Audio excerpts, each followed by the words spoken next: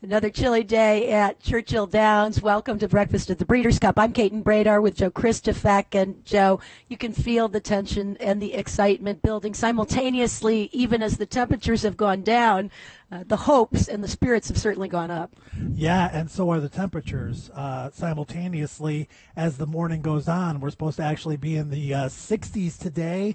That's going to get even warmer in the next couple of days as well. Even though it's a little bit chilly outside, looking at this racetrack behind us, it is in perfect shape.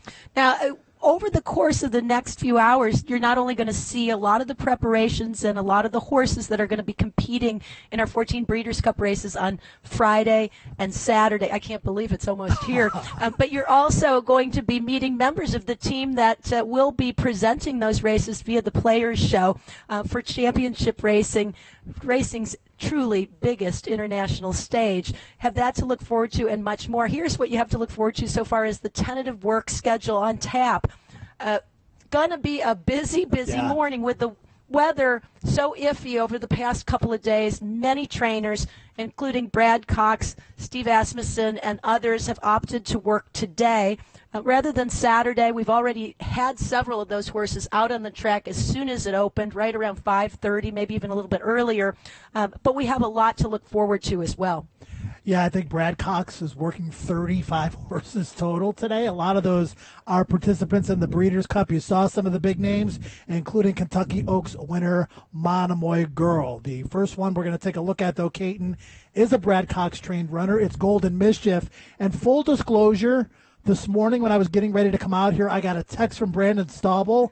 He was watching Golden Mischief's work and clocking it, and all he said to me was, wow, he was very impressed by this workout. We'll get a chance to hear from Brandon a little bit later on, but I'm very anxious to see it. Yeah, Golden Mischief worked a half a mile in 47. Now, I know that Florent Giroux is going to ride her in the afternoon, and he was out on the track in the morning working a horse about this time, but it wasn't Golden Mischief. I believe it was something else from the Brad Cox barn. Believe it or not, Brad Cox has, I think, 35 horses to breeze this morning, so you can tell how busy these operations are all the time, but particularly at this time of the year. Meanwhile, Golden Mischief breaking off into the work, very workmanlike type of horse, very straightforward type of horse who seems to be getting better, very fluid action.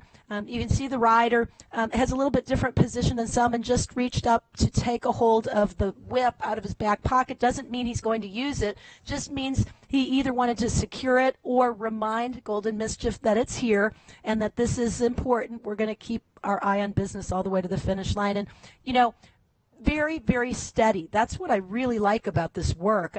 Definitely moving just as fluid, if not faster, at the end than at the beginning.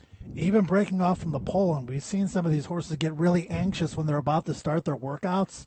She was smooth as silk, and she was smooth as silk throughout the entire work. She switched leads on cue. The rider never really had to move. Until Good push off from the hindquarters as well, right, Joe, and that's really important, particularly in the sprint races. You want some of that power, that propulsion, and she certainly has it, as Golden Mischief looks to make it 2 straight victories for the Brad Cox barn and galloping out nicely. Again, in preparation for the Filly and Mare Sprint, she galloped out in 1:13 3/5 of a second. Now, one of the fun parts of this is seeing all the different ways horses are trained. Workouts, timed workouts, are spaced accordingly based on when the races come up, the distances they have to run, and what the trainer wants to accomplish. Routine gallops on a daily basis. Sometimes horses jog, and every once in a while, and this is very rare, particularly for a Breeders' Cup horse, you'll see a horse ponied, and that means no weight on the horse's back. Very, very light exercise with a lead pony. A lot of the lead ponies are ex-race horses, but they can be any breed of horse. On the racetrack, they're not small horses.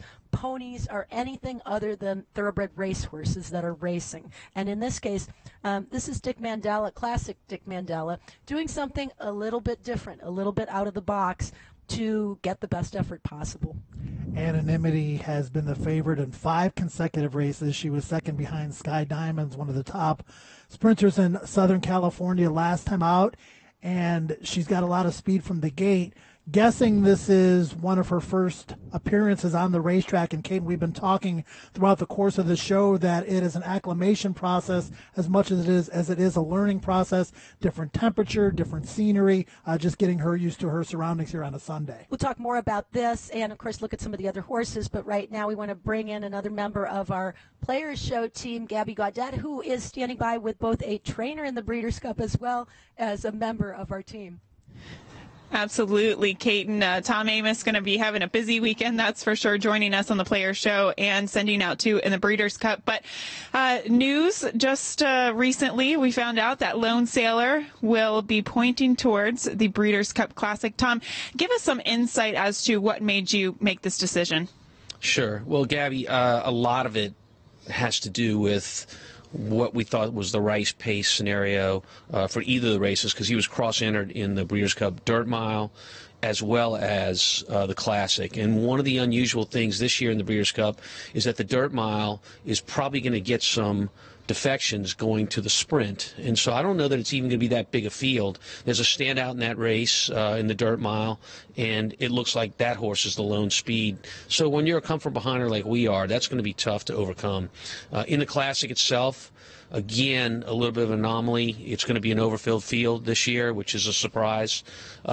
We felt that it was important to make our decision as quickly as possible, even though we have till Monday to decide, because, you know, everybody else has to make decisions too. So we want to put it out there and allow people to make different plans if they're on the bubble or maybe one of the ones that's not going to get in.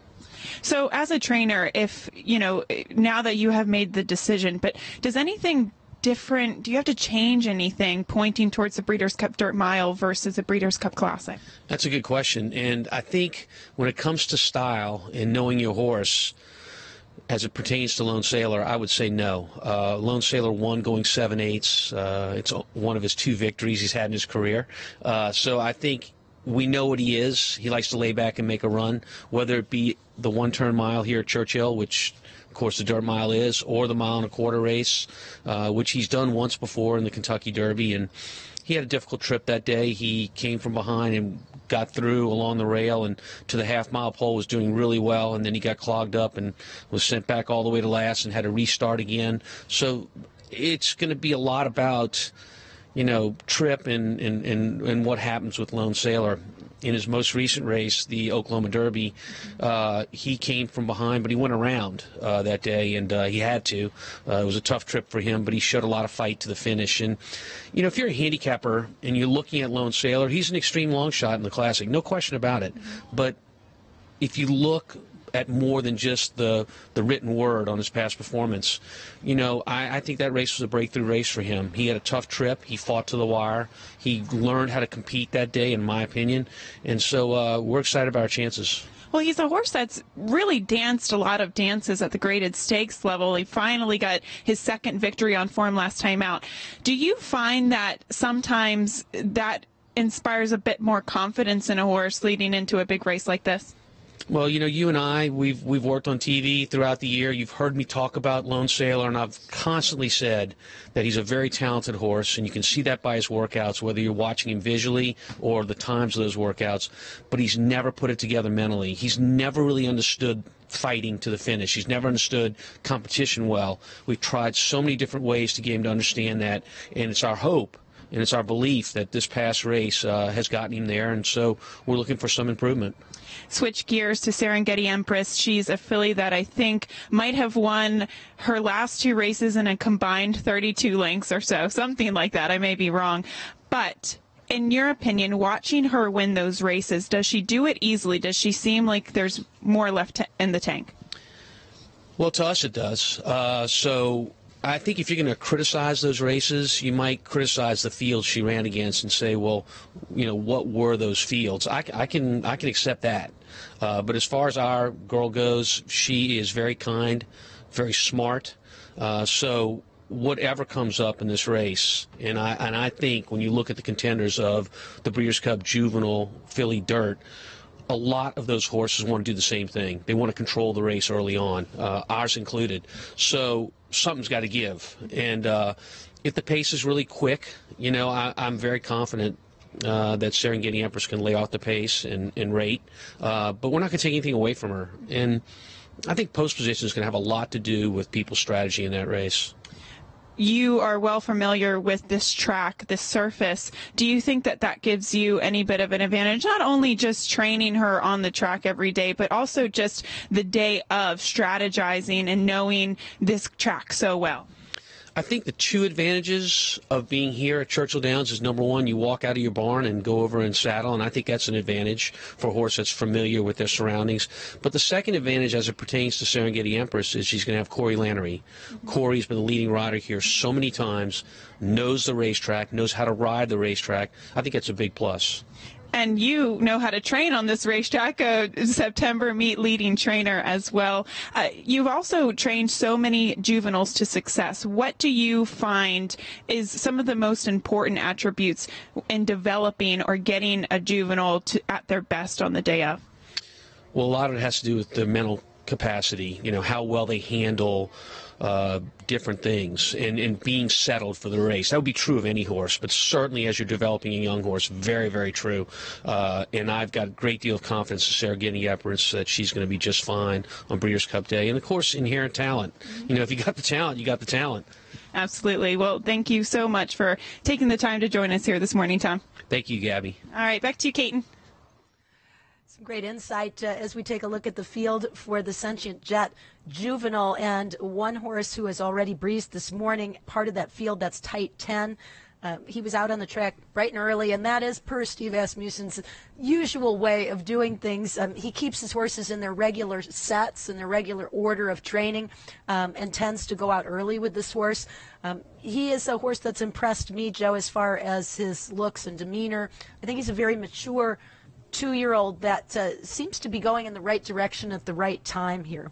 Most definitely. He's one of Steve Asmussen's more precocious 2-year-olds. Steve, I believe, won 11 or 12 races this past spring with his 2-year-olds at Churchill. September was a little bit chilly for him, but now that we're into November, he's going to ramp it back up with his second wave of horses. Tight 10, one of the better ones in his first wave, a maiden victory at first asking, a close second in the Iroquois here in his 2-turn debut. And the jury remains out on whether or not he's going to be a 2-turn horse moving forward, but he certainly is on top of his game based on what we've seen. So the rider had a really nice, had to take kind of a firm hold to remind Tight 10 not to go off too quickly, kind of rocked back, the rider did, and then what I liked to see was that Tight 10 kind of gave a give and take to the pole. Even though he really wanted to go on faster, he cooperated. He evens out, though, as soon as the rider lets him start to stride out a little bit, and his ears go forward. He looks like he's a happy horse as he gets into this work, and I love to see a horse that seems enthusiastic as they travel along.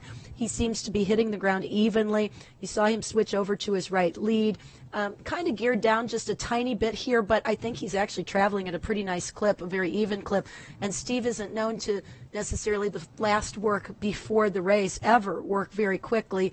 He tends to 2 works out, really lay them down and get a good sharp work so far as speed is concerned and time, and then time really irrelevant for this last work. It's more just getting the horse into a flow, getting him comfortable. You see his head's kind of leveled out as he's gone and lowered just a little bit, and he's almost reaching for the bridle, which is what I really like to see as well. I think he's again a horse that's going in the right direction. The verdict out perhaps as to where he stands with the rest of the crop, but we'll learn a lot more, and certainly as a trainer that knows how to get them to the big dance. We're going to welcome in Brandon Staubel, who's been watching all the workouts in the morning, including that one. Brandon, I know we're just throwing this out at you, but having watched it both when it happened and now, your thoughts? Yeah, it was like you mentioned, it was prototypical Steve Asmussen right before the race. I mean, you can almost just put down 49 or 50 in your notebook and call it a day. And like you said, you could see the rider checking the watch there. He was kind of into the bridle. The horse's ears were going back and forth. Once these horses get into Steve's program, he does such a great job of managing the horses. They almost know that if they're being asked to go that slow, I'm not going to go too fast because, you know, they're going to pull me back. So they learn pretty quickly in his program. He does a great job. And, yeah, just checking the watch down the lane. And like you said, a happy horse. I think that's one of those little details that sometimes goes overlooked, that they can actually be on a horse riding and check their watch to be able to see exactly that they're going the times that they need to be going. Let's take a look back at Golden Mischief. We saw it briefly, but your thoughts, we were thinking it looked like a pretty sharp move, and Joe tipping that you thought so as well. Yeah, I got a text from you this morning. Yeah, you know, I got up early yesterday, missed about 15 minutes of sleep to get out here, and then they called an audible, and they decided to work this morning, and I think he got the track he wanted today. So it was a nice track, and the track, I'll be honest, it's not blazing quick right now. I usually rate the track 1, 2, 3, so 2 being in the middle, 1 a fast, very fast track. I'd rate it a 2 this morning. This was one of those works where he went off in about 24 and change, I believe, and then hit the wire on my watch in 46 and I couldn't believe it when I saw the final time. It looked like 49. He just kind of nudged on her late here, maybe even flagged the stick a little bit, and she really picked it up here. And when I saw my watch in the final time, I mean, I just couldn't believe it. She was traveling so well, lots of power to the wire. You can see they're getting a good push. Typical Brad Cox gallop out. He's going to have the rider just kind of nudge on her a little bit and make sure she finishes up around the turn. No, I think it's interesting that Brad Cox does use jockeys a lot. Florent Giroux will be working a lot of horses for him this morning, but in Golden Mischief's case, he opts to stick with the exercise rider. Yeah, I think sometimes with the older horses, they kind of know their job, or maybe a horse that, you know, Monomoy Girl, I think, can be a little tricky sometimes, but obviously she's top class, so you want to get the jock on her. But, you know, I think the older horses that are just kind of easier to ride, he's not too concerned about it. From yesterday, we take a look back at a workout that I thought was very unusual in terms of the pairing of horses, but talk a lot about it being the design to match horses that complement one another. In this case, it was for trainer Michael McCarthy and Axelrod tuning up for the Classic in company with the 2-year-old filly Vibrance. Yeah, kind of a slow work day yesterday. Obviously, with the track was a little bit messy, but yeah, interesting move here and here.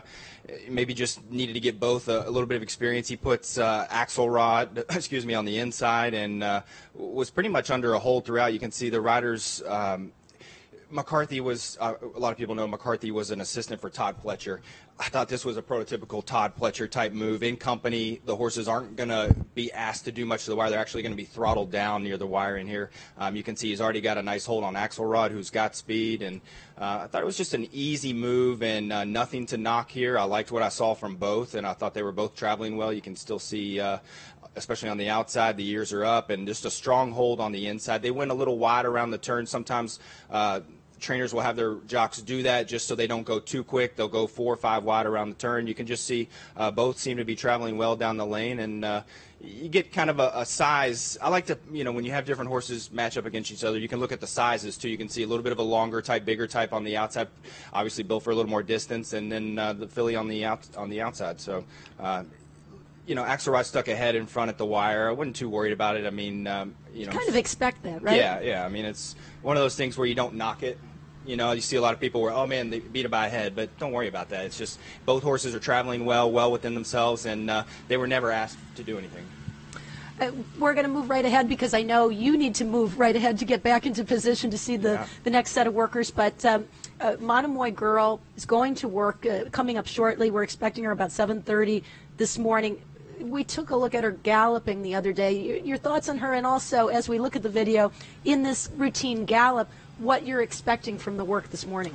Yeah, you can see here they bring her out with the pony. They want to keep her calm. She's headstrong a little bit in her gallops. In the morning, you can see she's always pulling, and that shows in her races. She likes to be forwardly placed in here. I remember before the Oaks, the one thing that I wanted to see from her works and leading up to the Oaks was her ability to kind of settle a little bit, and she did that in that final work before the Oaks, and she's really learned how to do that. You can see the right ear kind of flicking back and forth, letting the rider know basically that I'll go if you want me to, but then he's obviously not going to let her go. He's going to grab a hold, and just a nice gallop. She has looked outstanding in the flesh.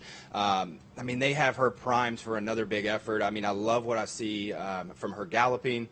I'm expecting today probably an easy half like all the Cox runners have done this morning.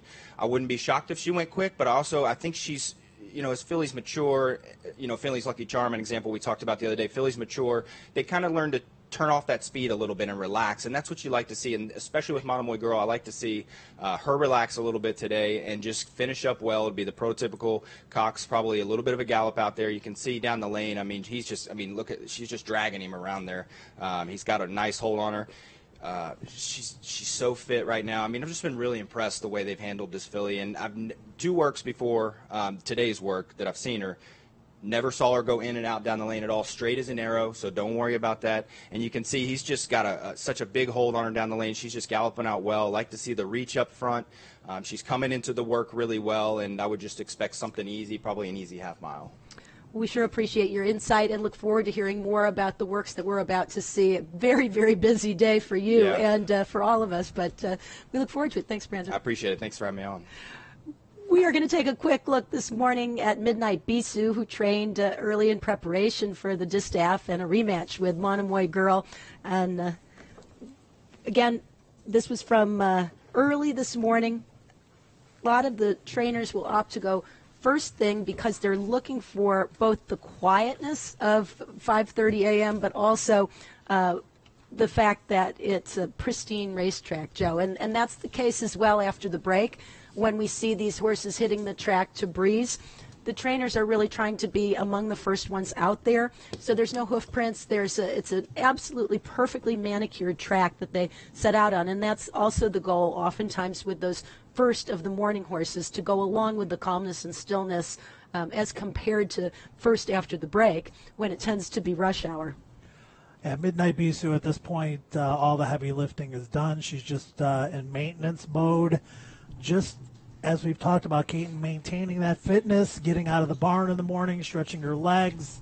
We saw Steve Asmussen send Tight 10 out for a workout earlier. It fit into his schedule. It's what he needed. Every horse in the barn is different. Steve likes to work typically on Mondays, the vast majority. But obviously with Midnight Bisou, she's going to be running this coming Saturday, and she's sitting on go. Now, whether or not she can turn the tables on Monomoy Girl, run as well as Abel Tasman, if she brings her A game, that remains to be seen, but you certainly have to admire her consistency. She hasn't missed many dances, but she sure looks great in the flesh. I'm very impressed with the way this filly has maintained her form physically. And Brandon is just over the top about Monomoy Girl, and so am I. I mean, she's just a beast. I mean, she looks like a older horse, but yet still a younger horse, and that she still has that enthusiasm of a filly, but at the same time she's getting to that point where that professionalism is starting to really take hold as well. And when you've won as many races as Monomoy Girl has, and then you take that next dimension and the next step forward as age comes into play, whew, man, I can't wait. Earlier we saw a glimpse of Vibrance working in company with Axelrod. She's filly priming for the juvenile fillies. And the 2-year-old fillies, though light on experience always going into Racing's Championship Day, tend to have given us some of our more exciting finishes in the Breeders' Cup juvenile fillies. Here's a look back at some classic Breeders' Cup moments amongst those 2-year-old girls here at Churchill Downs. In the starting gate, ready for the juvenile fillies, and they're off. Posted, broke poorly, so did Beau Sherrill. Serena's Song bounced out quickly. Honky Tonk Tune is there. Flanders is flashing her early speed as they move for the first turn. Catapeel will be caught 4 wide in the early going. Lily Capote is up close, running in 5th.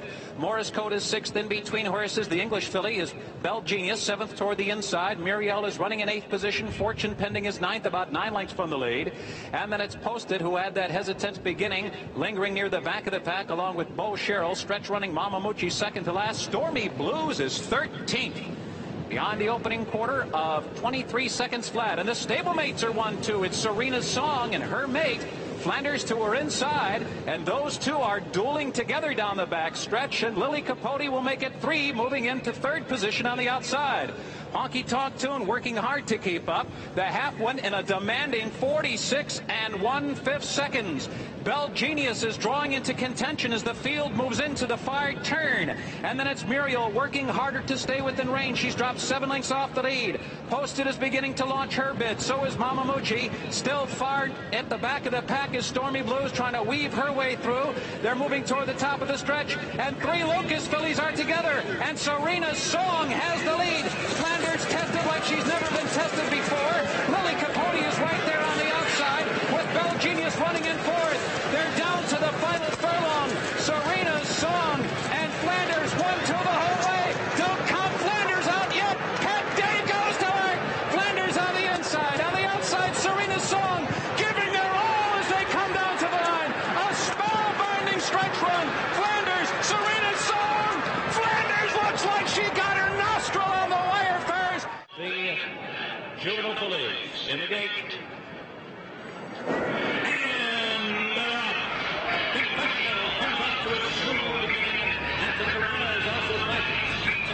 An extended applause right there for Ariel. And so is Silver Bullet Day. Lifted on the outside. Unbridled Light rides the rails in 6th position. Randy is 7th to the rails, 3 wide 8. Excellent meetings at the back of the pack along with Emanating as extended applause takes the field into the next stretch. Picked off a quarter of 23-2. Extended applause, the leader by a length. Now edging up to her, Anthony Rana runs it on in second. Professional is way off the pace in 3rd position. 3 rings fourth, moving comfortably with 5 furlongs to go. And Silver Bullet Day is still unhurried, running 6 lengths from the lead as they move for the far turn. The pace is a reasonable one, 47 1/5 seconds for the half mile. Great L now advances to 6th. And there goes Excellent Meeting now. She's launching a bit as the field rounds the far turn. It is still extended applause, blazing the way with 3 furlongs to go. Anticarana asks for a bit more run. And there goes Silver Bullet Day with a flourish on the outside, and she is charging toward the front. Also gaining ground is Excellent Meeting, and 3 Ring is there down toward the inside. Confessional is thrown in the towel, and as they come to the 8th pole, Silver Bullet Day strikes the lead. On the outside, Excellent Meeting is now driving up to be second, and Baffert 1-2 in the juvenile fillies. At the 16th pole, it is Silver Bullet Day.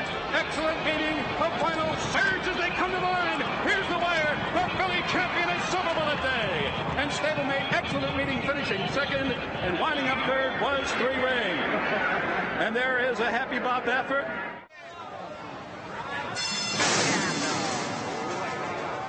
My Miss Aurelia broke beautifully, very smooth and going for the lead, but there's a war of horses here. Candrea on the inside, Self-Preservation is right there. Sayanovina crossing over from the outside. My Miss Aurelia took a slight bump there, but didn't affect her. She's going up now. Those 3 go on to lead them. Wee Miss Frankie's keen to go on. She's in the pink, going up a joint 4th with Rocket 21 down at the rail.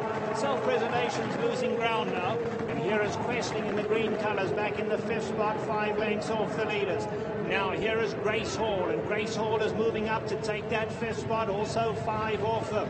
In behind those we have Miss Netta, Awesome Bell on the far side. They are followed by Put the Babies Down, now 10 lengths off the leaders. Behind that we have Northern Passion, and last of all here is Homecoming Queen last.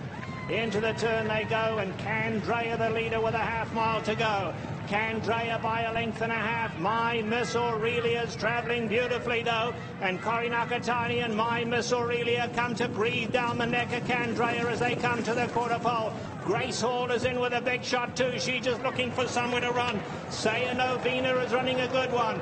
Wee Miss Frankie is back in the 5th position, then Miss Netta. Top of the lane, My Miss Aurelia shoots away from the field, and My Miss Aurelia kicks for home. Grace Hall in the centre of the track now coming to take her on. Wee Miss Frankie's back 3rd, homeward bound. And it is My Miss Aurelia and Cory Nakatani. Grace Hall and Ramon Dominguez, the danger, chasing from 2nd. But My Miss Aurelia is going to remain unbeaten in a dazzling performance. My Miss Aurelia and Cory Nakatani have won the Grey Goose Breeders' Cup Juvenile Fillies. Wow. 2nd will be Grace Hall.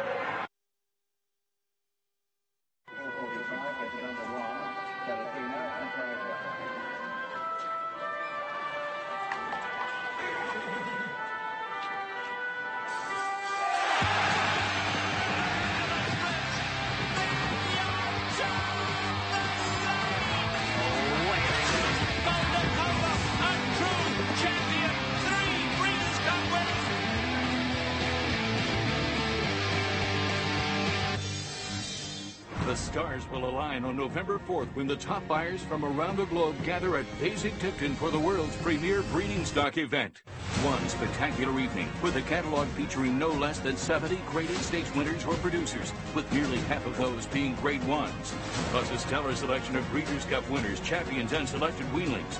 No other sale packs as much energy and excitement into a single session. Join us for a night of stars, the November sale at Basing-Tipton. Where will you be? And a quick shout out to those at Basing-Tipton for not only the sale that they're looking forward to, and that has produced so many of the champions we see running at the Breeders' Cup, but also for the breakfast tent that we hear really good things about. We want to welcome all the visitors that are out at the Basing-Tipton Marquee Tent enjoying breakfast here at Churchill Downs. So glad all of you could join us for breakfast at the Breeders' Cup. We're on the first turn. We'll get a bird's eye view of some of these horses that are backing up. And in fact, they have just stepped onto the track, the Breeders' Cup horses, that is. And this is a specially designated time for Breeders' Cup only horses to train. Right now, a trio of horses for Brad Cox are out there, including Monomoy Girl, who is tuning up for the DISTAFF with her regular pilot, Florent Giroux, on board. 8 wins and 10 lifetime starts. She is the heavy favorite, I would say, at this point, Joe, to be named 3-year-old champion filly at the end of the season. The Breeders' Cup, of course, would be the crown jewel in that tiara. One of those rare instances where no matter what happens in this race, her overall resume is too good. I don't think she can possibly be overtaken. Even if Midnight Bisou were to win the DISTAFF, I just think Monomoy Girl's overall resume is just so impressive, including that win in the Kentucky Oaks. That 3-year-old championship would be tough to pull away from her grasp. Now, Joe, she's, and this is a filly that, full disclosure, I followed very, very closely and have a personal connection to, given my husband representing the jockey. But having watched her throughout her career, she's not always the flashiest of horses on the track in the morning. She wouldn't necessarily be the first horse you'd look at, and you see that reflected in her bargain purchase price originally. But it's what she does when she runs. You see here, ears are pinned. She's what the barn terms a very smart, very intelligent horse, but also a very quirky horse who has kind of a mind of her own. We've seen it in the afternoon, but even in the morning, she likes her pony or she doesn't like her pony. There's a little smack talk that goes on between the two of them. You can see that right now she's a little sassy. She's got her ears pinned. It's not a sign of anything physical being wrong. It's just her expressing herself. And she's not a filly who does necessarily much more than she needs to do so far as her workouts are concerned. She likes to work. She likes to be competitive. She likes to beat her rivals. But when the work is over, she knows it's over. And she tends not necessarily to do that vigorous of a gallop out unless she does have company to keep her interested. And she's not a horse that actually does a lot. When she pulls up, she usually pulls up pretty abruptly. She stops. She doesn't like to jog. She doesn't like to mess around. That's just her. That's how she's always been. And oftentimes her head carriage is just a little bit higher than what we're used to seeing with some of the top horses. That's just her again. I think she kind of likes to look above everybody else. That's great information, and knowing the background of the horse is also obviously very important as we see exactly what she's going to do today. From the DISTAFF, one of the likely favorites there, to one of the likely favorites in the Classic, a horse who has really developed this year, Catholic Boy. Now, both Monomoy Girl and Catholic Boy are scheduled to breeze, different from those routine gallops that we see. These will be at a predetermined distance, and they will be for time or timed workouts closer to the speed they'll be traveling in the afternoon in a race. Not quite that fast, though. There's no way to actually capture the essence of a race, but the breezes or the works come the closest that you can cardiovascularly and time-wise to getting a horse ready to run. And Catholic Boy has been on the muscle preparing for this, although yesterday he was a little bit kinder, gentler Catholic Boy than he had been the day before. His rider, Tracy Brown, has been aboard him since he was a 2-year-old, and he can be very, very strong, but he's also very smart and very focused. And she said he knows what he's supposed to be doing. So I'm going to guess that he's going to take a good hold of her to the pole. He'll bow his neck and pull and be strong. but I also am imagining he's going to listen to whatever the rider tells him. He's a big, handsome boy for sure, and I believe a little bit later on in the show, Jonathan Thomas, up-and-coming trainer, is scheduled to join us, so we'll get the complete lowdown on Catholic Boy, who this time last year, Caden, was preparing for the Breeders' Cup Juvenile Turf. It's always interesting to see how these horses develop and where they wind up as they get older. Obviously, this horse is in the Breeders' Cup Classic here as a 3-year-old. Let's take a look at another 3-year-old, Monomoy Girl, who we've talked about, and she's getting a little bit closer to what she's going to be doing this morning, which, as you mentioned earlier, Caden, more serious than a gallop. She's going to get a little breeze in here. So right now you see both the Pony Rider and Florent looking back over their shoulder to try to see where the rest of the horses are on the track and make sure he has a clear launching pad, so to speak, when he takes off to the pole. It's going to be a gradual process, ideally. You would prefer not to have a horse breezing by inside of you when you're just getting away from the pony. And you want to see her collected. You'd prefer not to see her throwing her head around or fighting the rider. And right now, she seems to be zeroing in on what she's supposed to be doing. Watch her ears to tell you a little bit about what she's paying attention to and looking at. And it could be that Florent is telling her some things or talking to her. I don't know if he talks to her in French or English, but and she does listen. Again, you can see those ears cocked. They're picking up the speed just a little bit. Nice hold of her. Again, controlled. We don't expect this to be lightning fast, but they are going to allow her to do a little something so that she feels like she gets something out of it. Head carriage doesn't drop much more than this.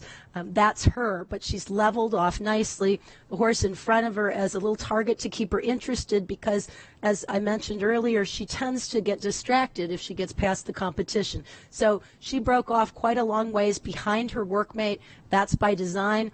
They hope to match up right at the finish wire, that way ensuring that Monomoy Girl doesn't have to go too fast, but at the same time, she doesn't lose interest and not finish in her workout either. Yeah, she looks great here. I mean, she switched leads right on cue. She's gradually getting to the stablemate here. I know she's been working the vast majority of the time in company with Dazzling Gem, who's an older horse who has a little bit of class to him.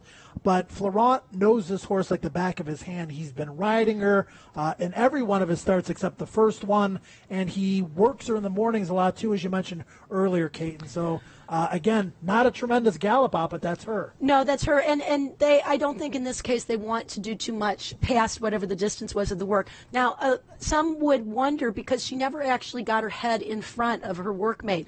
And technically, if this were a race, the workmate would have won at the wire, I think.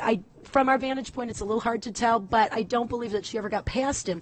That, again, is usually by design because if she gets past him, she tends to get distracted. And also, they didn't want to do too much with her. Brad Cox, another trainer, like Chad Brown, like so many that has constant communication with his riders. Florent will have a radio with him, so he would be in communication with Brad. And if Brad told him go on with it, he would have. In this case, I'm betting that Brad said, that's good, don't go any faster, just like that. Yeah, I mean, the race is less than a week away, right? And she had a much more serious ride. She stops right away. She just, it's no jogging. There's no, It's not slow. It's go or stop. That's it for her. Well, like you said, she's really smart, and people need to realize you go back to the barn and you visit with some of these horses or you watch them train in the mornings or you're around these horses long enough. There are smart horses, there are not so smart horses, and there's everything in between.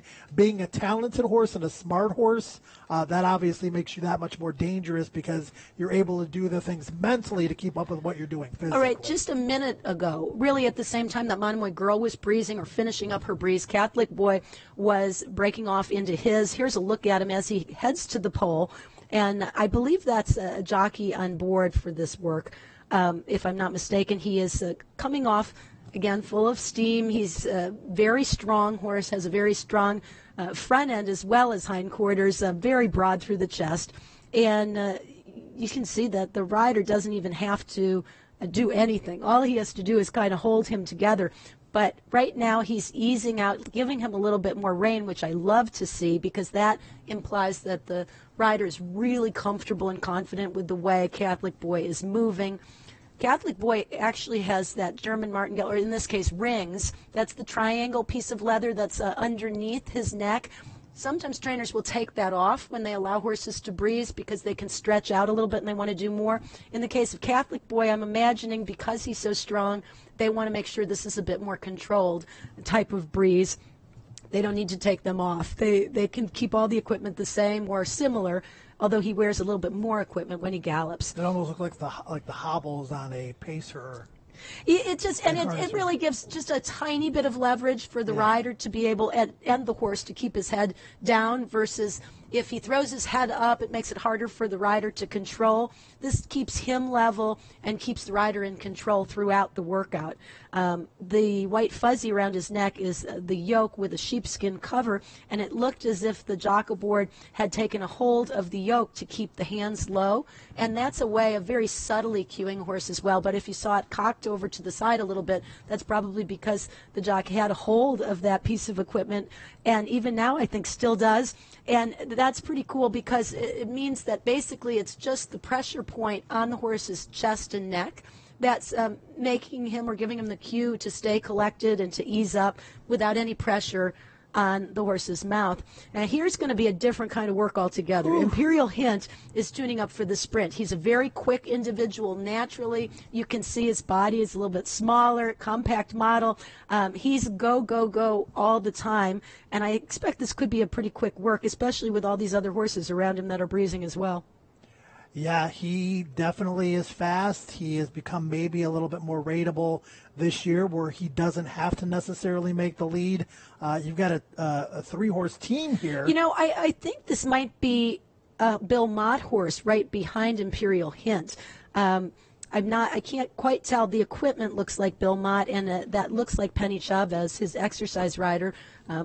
We'll take a look. The saddle towel was 7:12. Fortunately, we're able to look those up. But in the meantime, with the focus on Imperial Hint, you see he does not want to stop. He's going to keep going around again. Oh, I mean, yeah, that rider's forearms are going to be sore after it gets off here. But this is what he does when he gallops, Stu. He's just a spitfire. He's got a lot of personality. He just likes to get on with it. Yeah, I mean, we're talking about a horse by Imperialism, a $2,000 stallion, certainly not bred to be a Breeders' Cup Sprint type horse, but definitely one of the top sprinters in the country the last couple of years.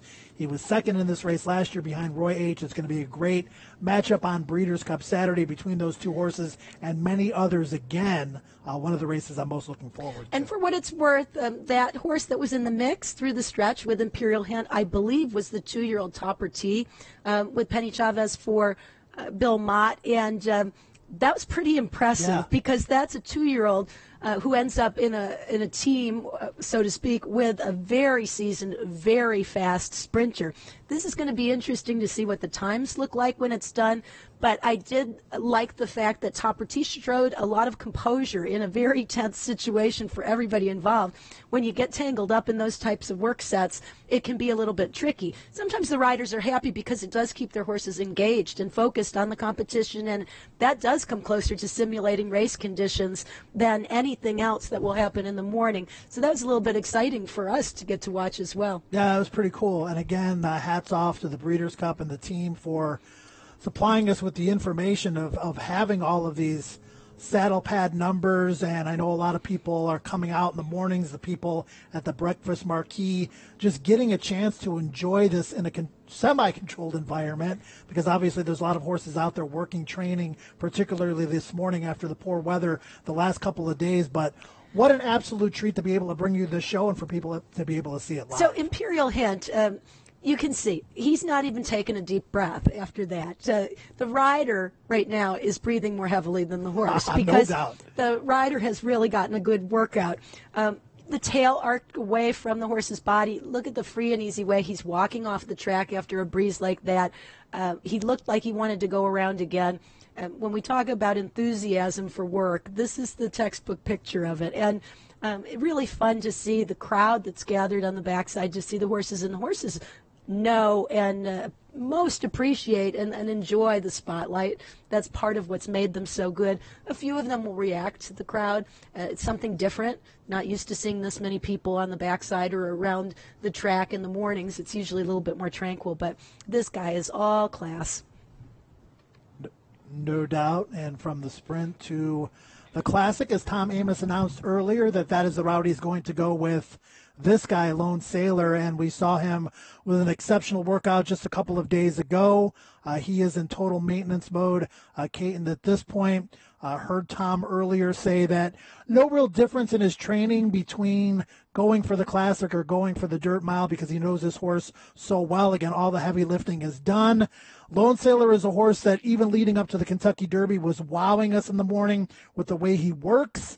And Tom talked about it, and I love the fact that he said, dirt mile, there's not a lot of speed in there. There's more speed in the classic. We think our horse is coming into it the right way, and I'm sure that $6 million purse had something to do with it as well. So getting a good look at Lone Sailor on the racetrack right now. Now, Lone Sailor's been a horse that has also impressed me as far as his stamina and the fact that he keeps on trying even though he's been beaten so many times and runs such good races. That can be very discouraging and almost heartbreaking for a horse. And the fact that he was able to come up with the victory last time, I think, is a testament to his fortitude as well as the confidence that Tom Amos continues to have in him. I do think this one has been just a little bit frustrating for Tom, for any trainer, when you know a horse has just a world of ability and he continues to look like $1 million on the track in the morning, yet he doesn't have the bankroll from his results in the afternoon to back that up and go along with it. But it could be that this is kind of coming of age for Lone Sailor in the Breeders' Cup. I personally think that the 1.25 miles is going to be great for him. I don't believe distance is the concern or the reason that he hasn't been more successful. And I really think that may give him an edge in comparison to a few other horses who maybe aren't as well suited for the 1.25 miles as he might be. I think he's the type of horse that can give his run regardless of the distance. It's just a matter of timing and trip and being able to get clear run on those that are in front of you when you hit the wire. And obviously the competition, too. I mean, running against the likes of Accelerate, West Coast, some of the bigger names in the Breeders' Cup Classic. We talk about Catholic Boy being a major player. In the Oklahoma Derby, he had a really fast pace to run at that day. He was hung 7 wide on the turn. He kept coming. It was a very fortunate Had Bob victory that day, but it doesn't matter how you get it done as long as it's your nose that's in front at the finish line. And Lone Sailor has had a long campaign dating way back to the Lecomte at the fairgrounds back in mid-January. But as Tom Amos said, competitive-wise and getting a taste of that victory was good for this horse's mental side, the demeanor going into a big race like the Classic, and obviously this is his home track, and he's used to the surroundings. A little bit different style from the rider. He rides with a little bit longer iron, and he rides with a little bit longer rein, and he's able to really balance up Lone Sailor. You can see he has come out of his work in nice shape. We're going to take a look at Yoshida, another Classic contender who will face the likes of Catholic Boy and Axelrod. Others, Accelerate, expected to be the favorite, breezed yesterday, I believe, in California, and will be shipping very soon to Churchill Downs, where we'll get a look at him. In the meantime, Yoshida is, for me, one of the most handsome horses you're ever going to see on the racetrack.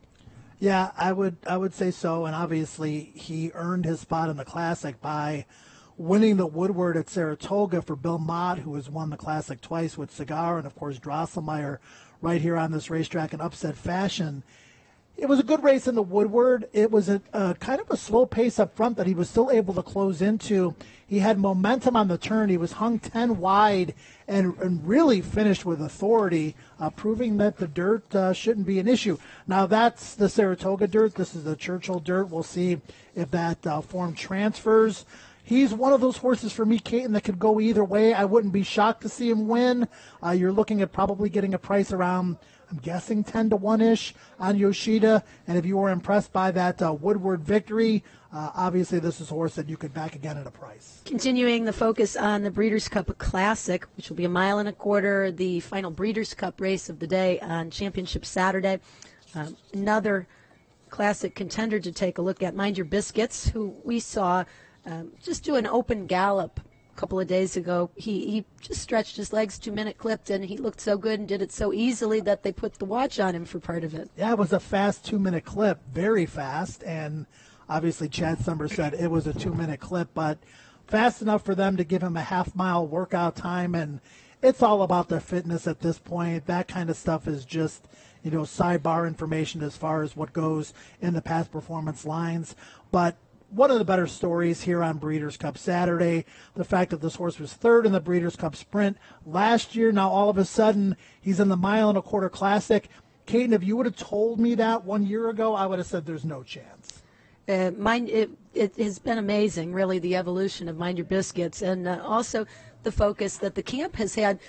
Chad Summers really wanted to try this horse, believed all along that he could get a distance of ground just as effectively as he did sprinting, but he did so much right as a sprinter that it's not broke. Don't fix it. Don't experiment when something is working so beautifully. This time, though, he's probably proven almost as much as there is to prove as far as his sprint abilities are. He's traveled the world and been successful, so now he's going to try to conquer another world, and that's the 1.25 Mile Classic distance, and if he's successful, it will be one of the more remarkable accomplishments in Breeders' Cup history to have a horse that would be the type of sprinter he was, a champion sprinter, able to parlay that into a championship performance at the Classic distance against the best older horses in the world. Interesting note about his exercise rider, rides maybe shorter as far as his stirrup irons are concerned than any other rider out here. This is a tall rider, and look at that. Those irons are all the way up to jockey height, maybe more. It's where a guy feels comfortable, where a rider feels comfortable on the horse and can get the balance.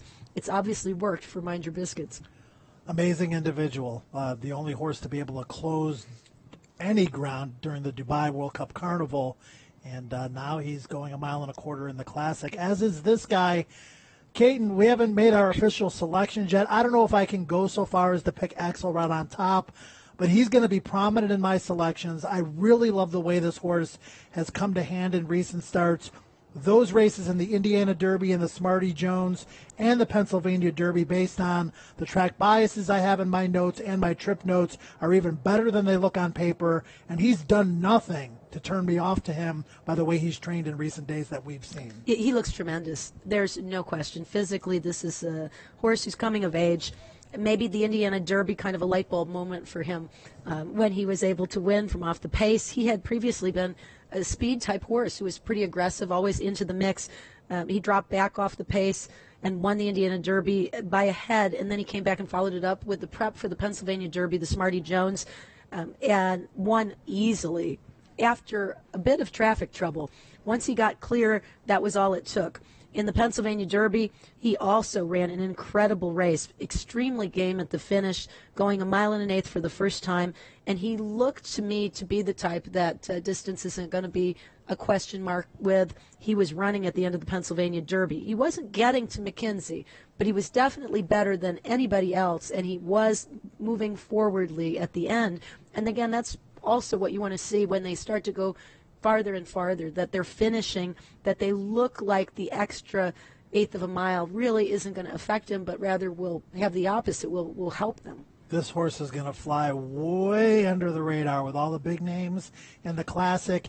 He hasn't beaten any of the big names yet, but he's run tremendously well against the speed bias in the Indiana Derby. Trouble trip in the Smarty Jones, a lot of traffic trouble that day. And then he was left at the start of the Pennsylvania Derby, and it was a slow pace up front, and he was one of the few horses to make up ground. This was his breeze yesterday in company with Vibrance, the 2-year-old filly. We've talked a lot about this workout, but as you watch it, just keep in mind his composure and his poise and the way he's finishing and what it might mean.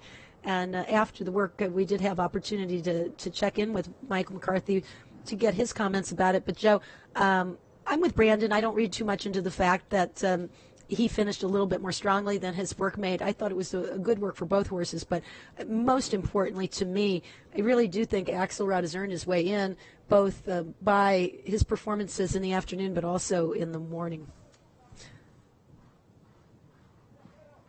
From a training standpoint, both a lot alike.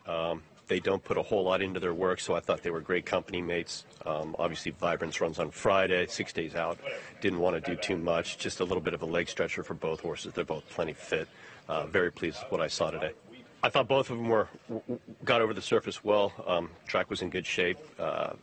Axelrod seemed like he certainly enjoyed himself, and the filly was great. All I'm worried about is taking my horse over there in the best condition I possibly can, and if we get the better of him, then that's great. 19 pre-entered for the Breeders' Cup Classic. We'll know which 14 will start on Monday after the draw for post positions. As we shift gears to the Filly and Mare Sprint, want to mention that we gave a shout-out to the Fasig-Tipton breakfast crowd at the Marquee tent. That tent also is made possible by Windstar. So Windstar and Fasig-Tipton, thank you for the coffee and the tea, yes. And also welcome to all their visitors out there who may be joining us and listening in on our commentary for breakfast at the Breeders' Cup. If you do have opportunity to be on the backside or to be around the grounds and you have a little inside pass, you know somebody, take advantage of it. Go see that tent. Yeah, this is an event. There's so many great things happening this week. You mentioned the draw on Monday, Caton, at 4 o'clock, part of the big EquestriaCon Festival, which if you're a fan or someone that wants to get more involved in the game, you really need to be there. And then great events all week leading up to the Breeders' Cup on Friday and Saturday. Opening day at Churchill Downs today, and we race Wednesday, Thursday, and then, of course, Friday, Saturday, and even on Sunday as well. And Filly and Mare Sprint, great race. We saw that tremendous workout earlier from Golden Mischief. One of the horses that is going to be a major player in there is Marley's Freedom, as she will be coming in from California for Bob Baffert. The 3-year-old Mia Mischief was on the racetrack. Miss Sunset was on the racetrack just moments ago. But we're going to take a look at Mia Mischief, Caton. This is a 3-year-old filly. She has been in good form all year for Steve Asmussen, but a 3-year-old filly has never won the Filly and Mare Sprint in 11 editions. You know, statistics are one of those things that you either you buy into or you adopt and embrace, or you just disregard completely. Or somewhere in between. I'm kind of somewhere in between. I don't know if I think that I can find a reason for why that would be with the 3-year-old fillies, other than randomness of the individual crops. And it's only 11 races. So, it's not a huge sample size. So in this case, I don't know. I think I'm keeping an open mind. Mia Mischief, full of run, very much reminiscent of what we saw with the work earlier from the 2-year-old in Steve's barn. That's and right, 10. Most of the works you're going to see for Steve are going to look very much like this one. She's so talented, and she's got speed. And you talk about horses that have had good 3-year-old campaigns. Steve recognized early on that she's a sprinter, and he hasn't really tried to do much else with her. 6.5, 7 furlongs, stretching her that far in the test where she just missed that particular day. This is a horse that I think moving forward, if all goes well, we're going to see her right back in the same race next year. Oh, I would think. She's extremely consistent, and the type of, like a ever-ready bunny, just keeps going and going and going, and very quick. Rarely is she not on the lead in any of her races, whether it's 3/4 of a mile, 6.5, 7 furlongs. Almost every single time she's right there. The one exception where she didn't get out of the gate very well, she was still able to win. Yeah. And in fact, won maybe more easily than any other. Could have been a product of the competition, but I also thought that was interesting to see a horse that really was a bona fide speed type that was able to show another dimension. And maybe she'll be able to relax next year and set a couple of lengths off the pace by design. Here's Miss Sunset, Caton. Disappointing performance, at least to the betting public, when she was 4th as the 8-5 favorite in the TCA at Keeneland last time out. But a big win in the race prior, and she's another one of these female sprinters who's been very consistent all year long. Yeah, she's interesting. Her ears are pinned. This is the first time I'm getting a good look at her in the flesh, and she's got powerful hindquarters. She moved very evenly throughout this work, kind of workmanlike through the gallop. It doesn't look like it's extremely fast, but I do think she looks happy enough about it.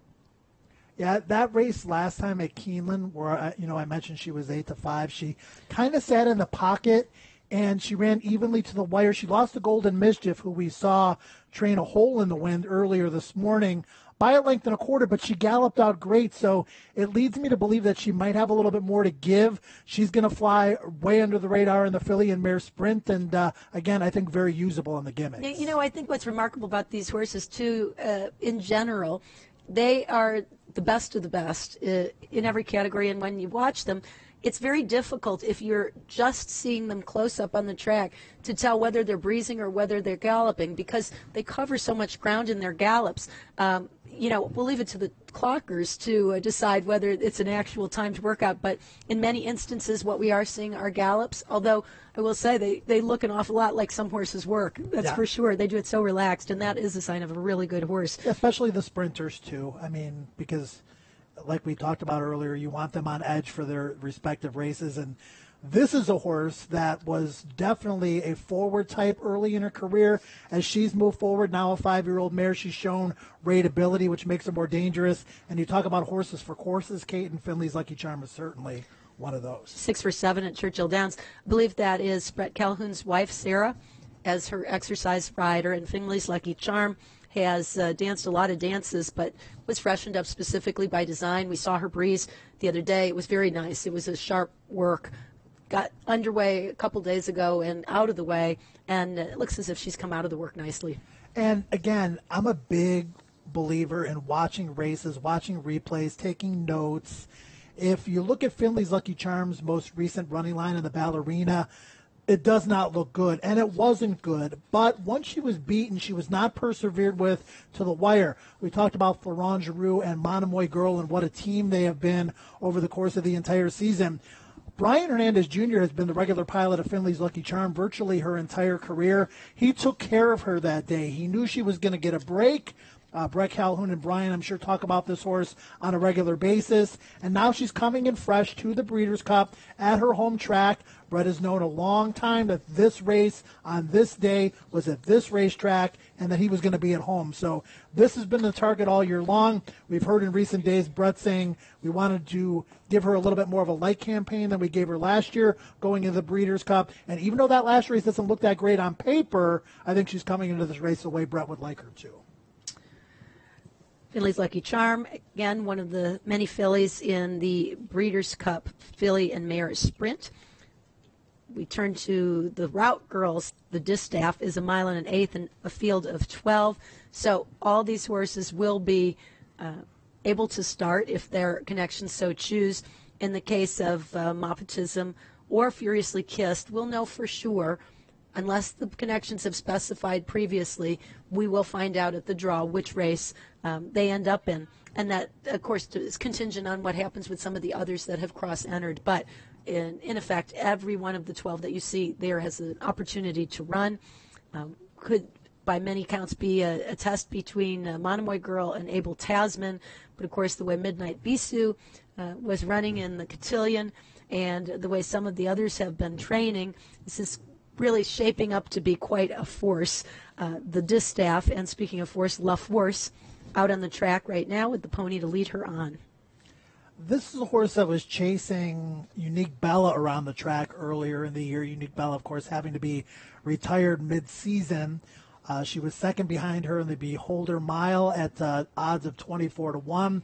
Legitimized herself when she almost beat Unique Bella back on July 29th in the Clement Hirsch. And then she was second in the Zenyatta last time out behind Valdori, who was bouncing back after a little bit of a dry spell in her career. Again, Kate, she hasn't won in her last 5 starts, although she's been chasing good competition. She's just 2 for 22 lifetime. But again, you have to admire that consistency. You have to admire that finishing punch. And you talked about Monomoy Girl, Abel Tasman. I'm going to throw Blue Prize into the mix as well. After, at least to me, those big 3, it's wide open as to who can maybe get some of the minor awards, and this horse has proven that she can do it against top-notch competition in Southern California. I believe this might be her first look at Churchill Downs. I believe it is, and that might be in part why the pony is with her.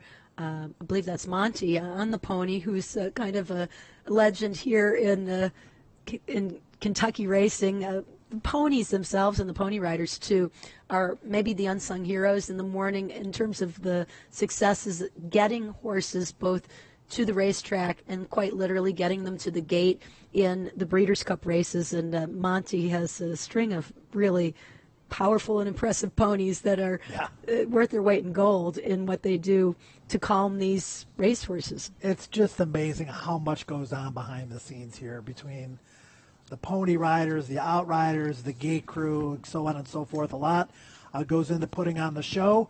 And talking about putting on the show, Future Stars Friday, the first race of Breeders' Cup will be the Juvenile Turf Sprint. Brand new race this year. All the 2-year-old races are on Friday, Caton. It's pegged as Future Stars Friday, and obviously looking very forward to it. And this race was very popular in the entry box. So, 28 were entered.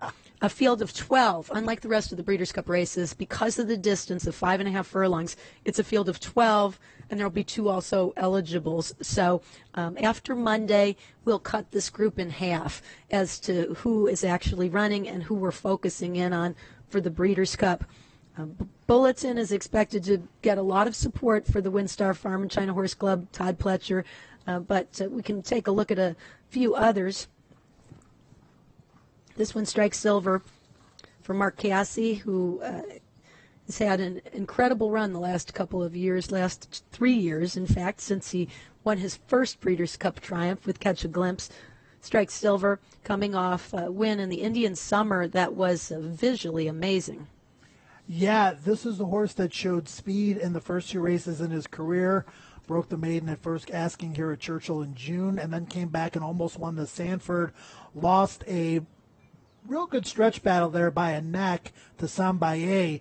And then in the Indian Summer, he broke terribly. He was about 3 lengths behind the field at the start, was clear at the back of the pack, and Julien Leperoux had to call an audible that particular day.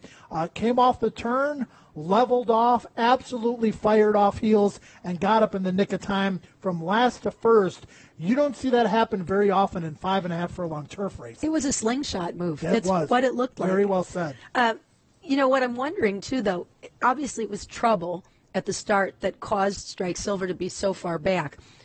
But sometimes when horses get on different surfaces, they show a different style entirely. And I'm really intrigued to see what happens in the Breeders' Cup Juvenile Turf Sprint for Strike Silver. Whether we see a return to the tactical speed that he showed when he was sprinting on the dirt, or whether we see him come from behind, as that proved so effective in the end, or whether we see something somewhere in the middle. But I'm wondering if maybe if the turf is really his preferred surface, and he's good on the dirt, there's no question, but if the turf is his preferred surface, is he the type that settles a little bit more than he does on the dirt? You'll see that from time to time with horses, but it could be, too, that he's just a versatile type of horse who can also be very, very fast. He's certainly tugging here in his gallop. He's got a little bit more of a higher knee action, too, but he certainly looks like he's into it, which, to me, he has that natural speed, and I think the slow start was a big part of the reason why he was so far back early. But the good thing about it was he relaxed in that race. A lot of times when they break slow, Kate, and they rush up. And he didn't rush up. He sat cleanly at the back and made that one big run. It'll be interesting to see what the strategy is on Friday. Turf Sprint. We talk about the Juvenile Turf Sprint on Friday. These are the older turf sprinters on Saturday, and a really deep group from top to bottom. Bouchero will take some home team support. That's I'm pretty sure as Tim Gleishaw brings him back. You see the list of horses that are, I don't want to say also eligibles, because technically they're not also eligible at this point, but they've not made it into the body of the race. They're on the preference list, so to speak, in order, based on the committee. If there are defections from the body of the race, they will move up in order of preference off that list. There's Chanteline, filly that we've gotten a sprinter that we've gotten a very good look at. Yeah, now a 6-year-old mare with 26 lifetime starts, and arguably better than she's ever been with 4 victories this year. She used to be one of those horses that wanted to be on or near the lead, but she has become very rateable. Ricardo Santana Jr. gets along very well with her. She has won back-to-back stake races, including the most recent start at Keeneland, which was a grade 3 in name only. In fact, that was a very talented and deep field from top to bottom. She had a claustrophobic trip. She rallied off heels and got up in just the nick of time. It was a really good performance by Chanteline, and that versatility should serve her well for a trainer who's already won this race, Steve Asmussen, in 2011 with Regally Ready. She is a mature mare, as you said, 6 years old, and she looks it. She's pretty powerful looking.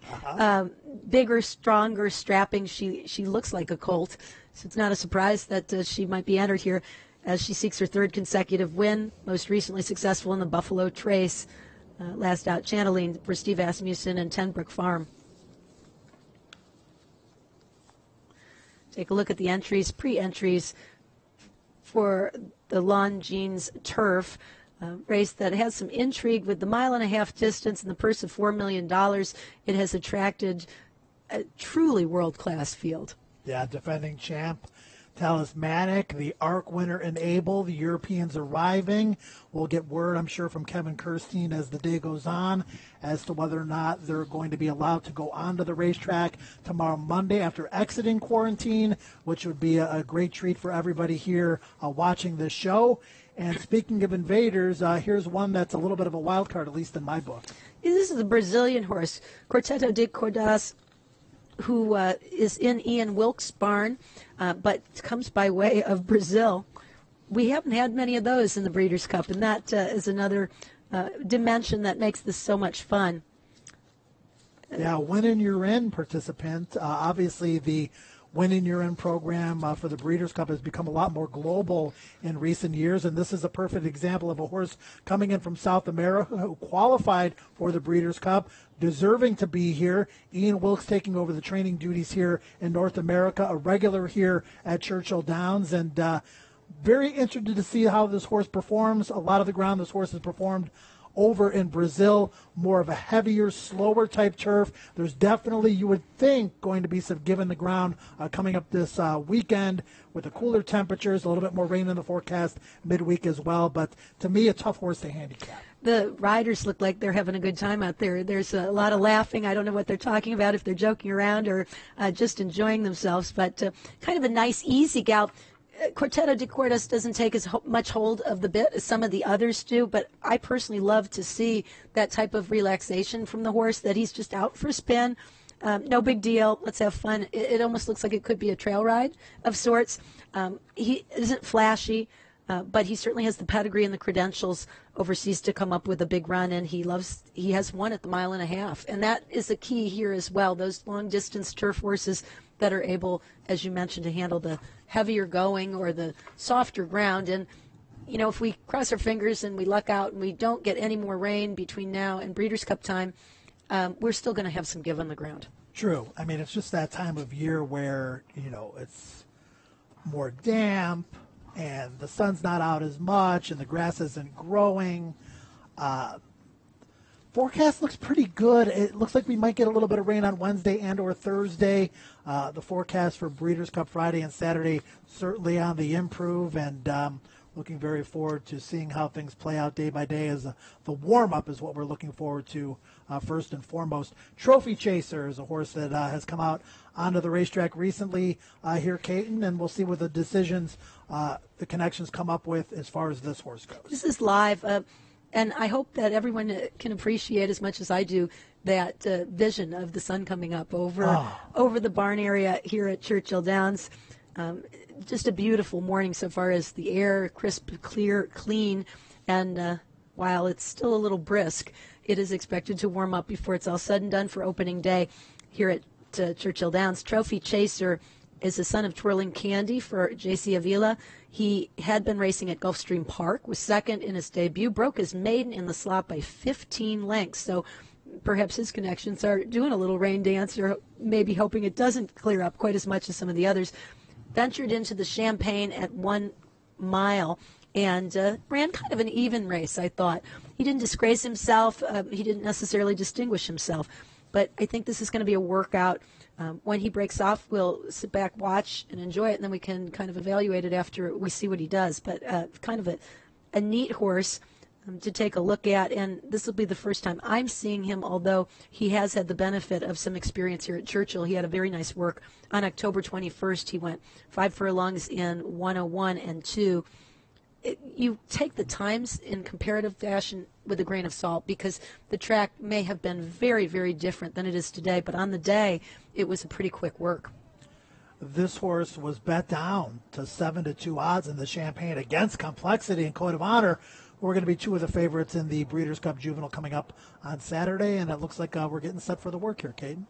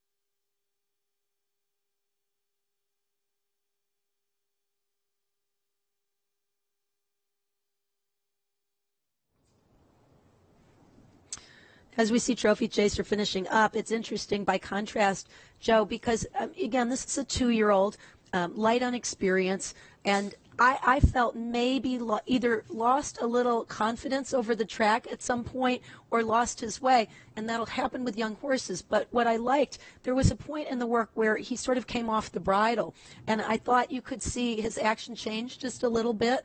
But what was important to me is that his rider didn't panic and let the horse kind of find his way. And by the end of the work, he was moving a little bit more confidently, I thought, than he was in the middle part. So I suspect you're not going to see a very fast time. We heard Brandon talking about the track and that it wasn't yielding very fast times so far as the works were concerned. It was on the slower side. That'll sometimes happen when a track has gotten a lot of moisture, it's been worked a lot, and then conditions change, temperatures change. It can get loose, it can get to be a top of track that horses struggle over a little bit. Some will like it, but some, cuppy, you're right, it's a good word, and they just struggle over it a little bit. And I thought that might have been the case with Trophy Chaser, who, remember, has only raced 3 times and is still a baby. He's still a young horse. So the good news for me was that he finished after that. I thought he finished as well as he started out, and that's the important thing. Yeah, you mentioned losing focus. I didn't think he was handling the track that great, probably a combination of the two. And then when he straightened away, it was a little better. The gallop out was just so-so. Certainly not a work that's going to make me go to the windows. Let's check in with Gabby. Thank you, Caton. And here again with Kevin Kirstein. You joined us yesterday to talk about all the action. Well, there was a lot of action today, especially at 7:30. It seemed like all the Breeders' Cup horses were working at the same time.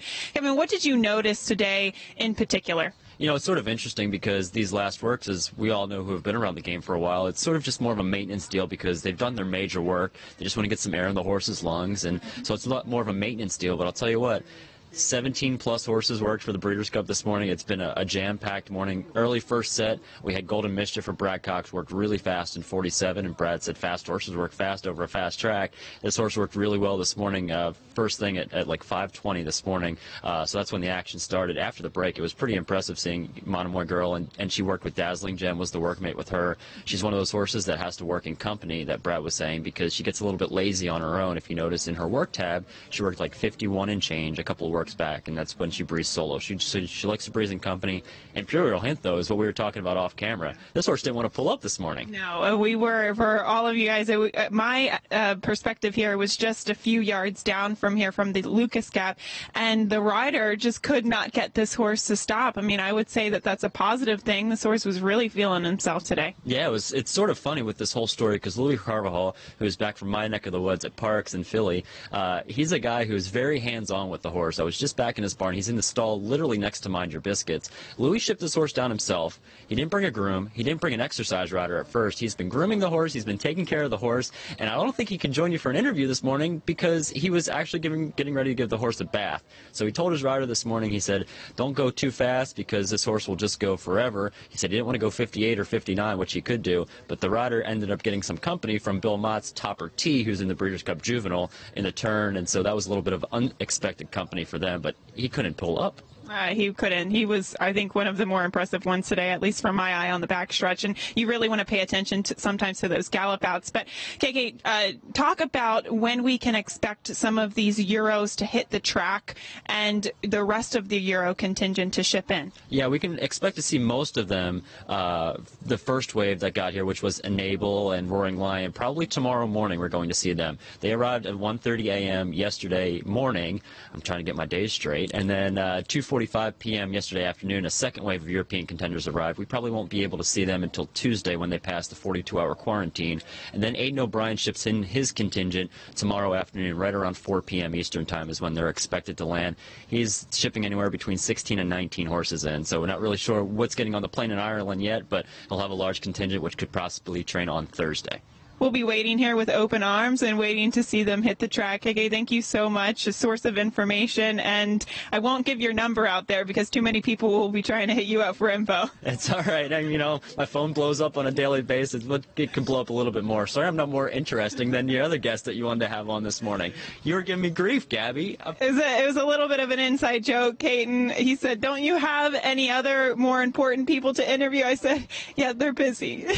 Only joking, of course. We appreciate KK joining us this morning. Well done, Gabby. But, KK, seriously, there couldn't be anyone more important for our purposes in terms of getting the information and being back there. We couldn't do it without him, to be true. I don't know how he's doing it. I mean, you and I are operating on a little bit less sleep than a lot less sleep than we're used to.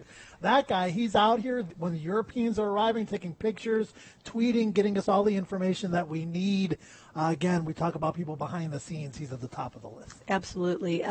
We're going to take a look back at a workout, and shortly we're hoping to be joined by Jonathan Thomas on the set to talk more about Catholic Boys Breeze.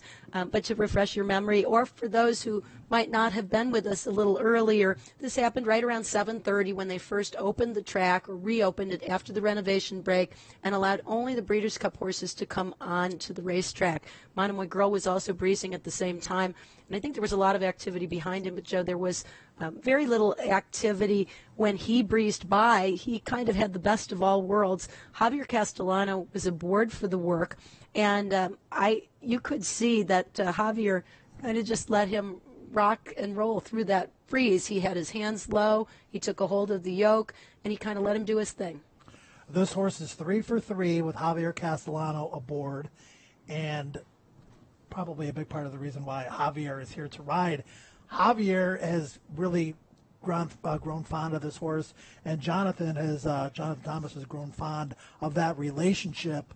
And it's one of those things where Javier's coming here to work this horse specifically. And obviously it's important to him because this is an important race. This is a $6 million classic that we're talking about. It's a special rapport that a Hall of Fame jockey has with a very special horse. Let's hear from Javier as to what he said following the workout. It feels great. I like the way he did it today. Very professional, very classy horse. And we worked a half a mile from the post. I like the timing why he did really well in the way he did it too also. I believe we got you 48 and change, galloping out beautiful.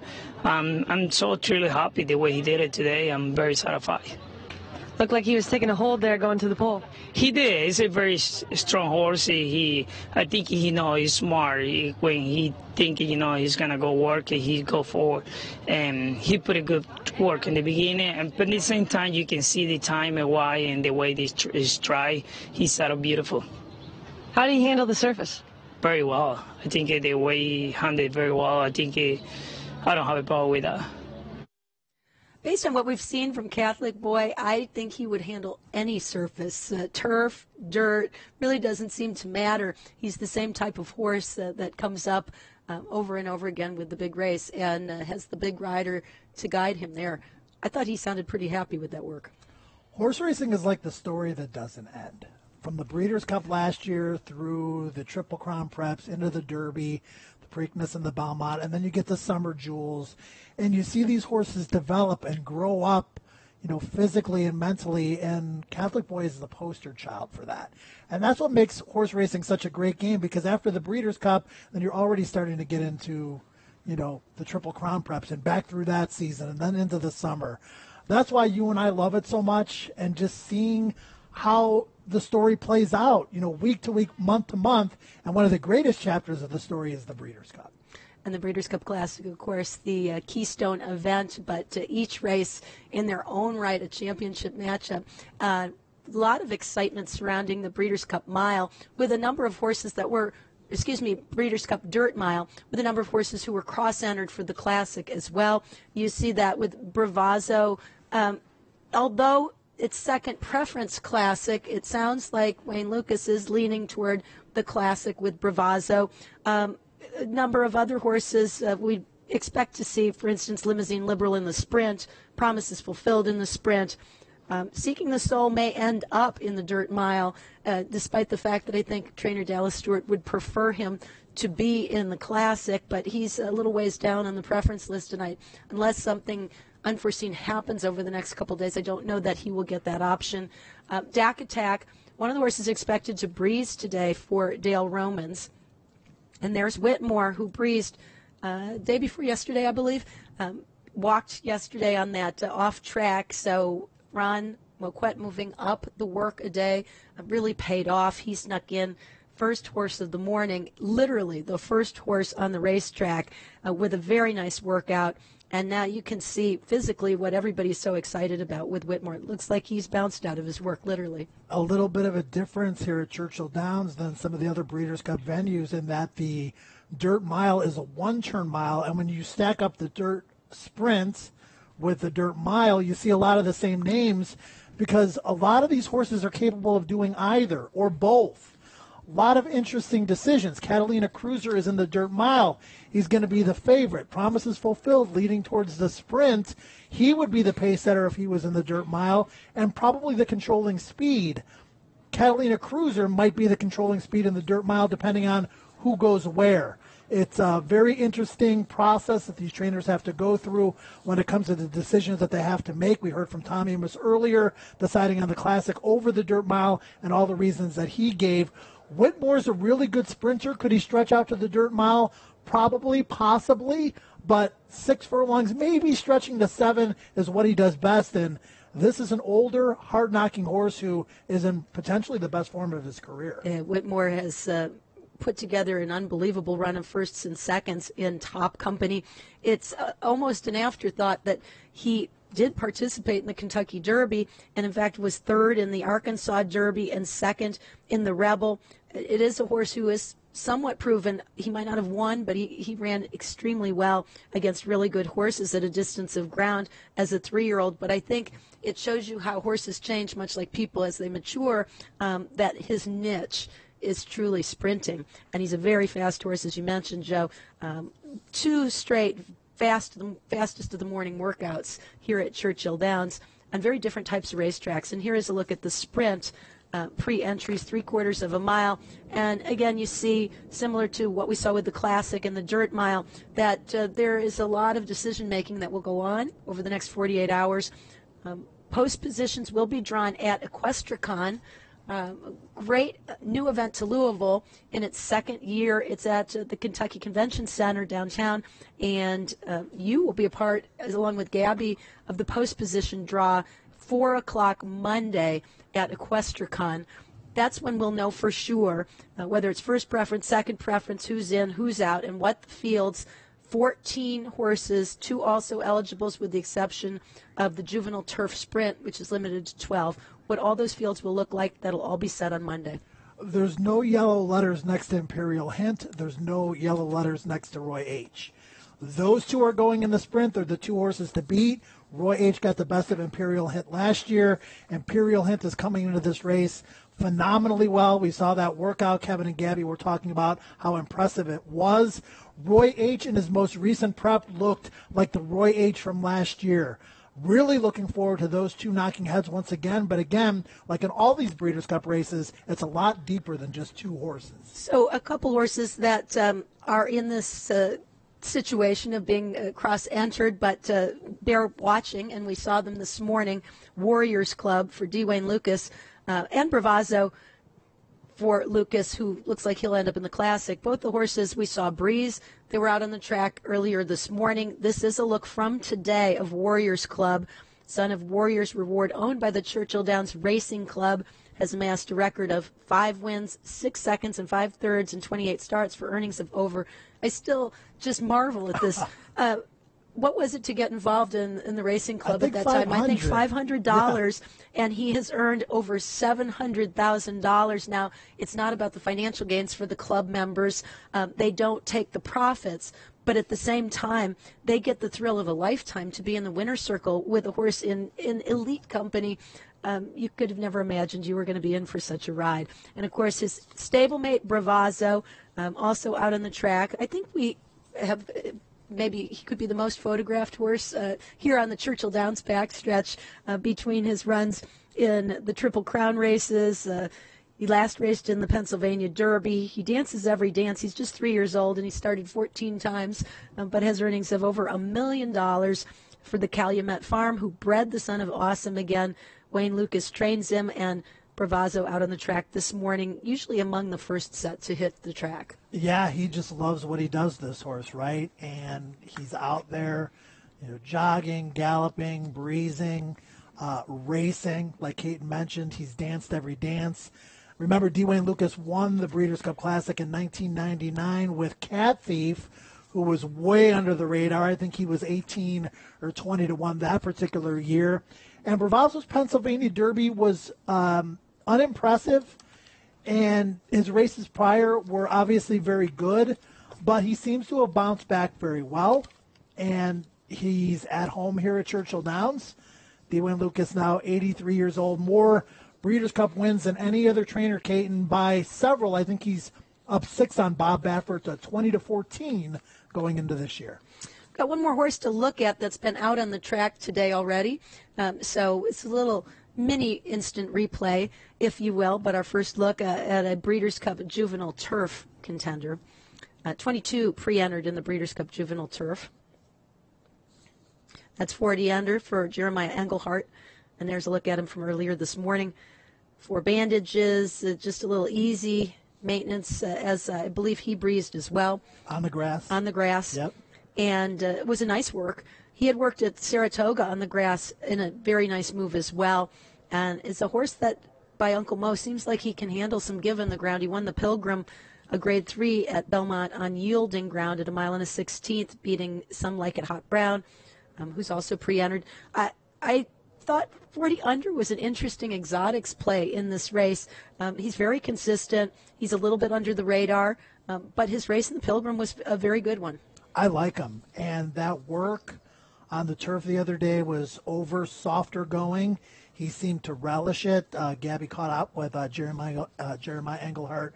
Following that work, he was thrilled with it. He emphasized the fact that this horse likes giving the ground.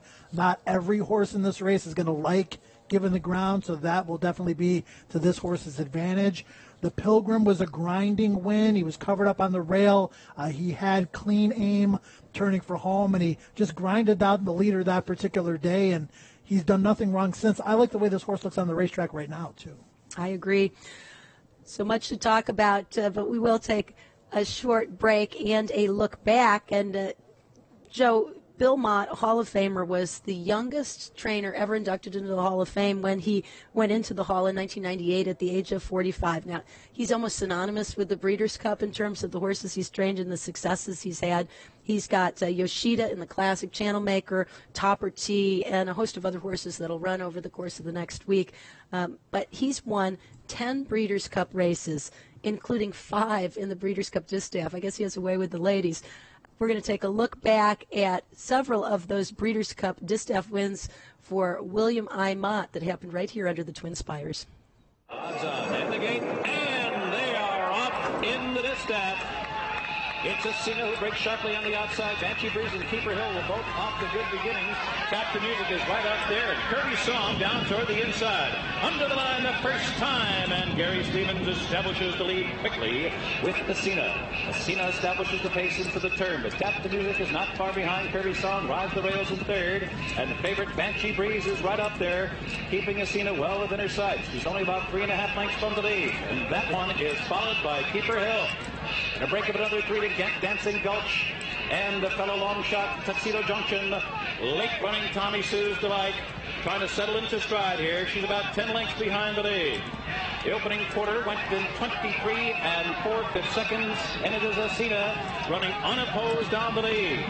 The pace for the half, 47 and 3/5 seconds. Sensible enough here with Asina in control as they move to the half-mile pole. Tap the Music is second.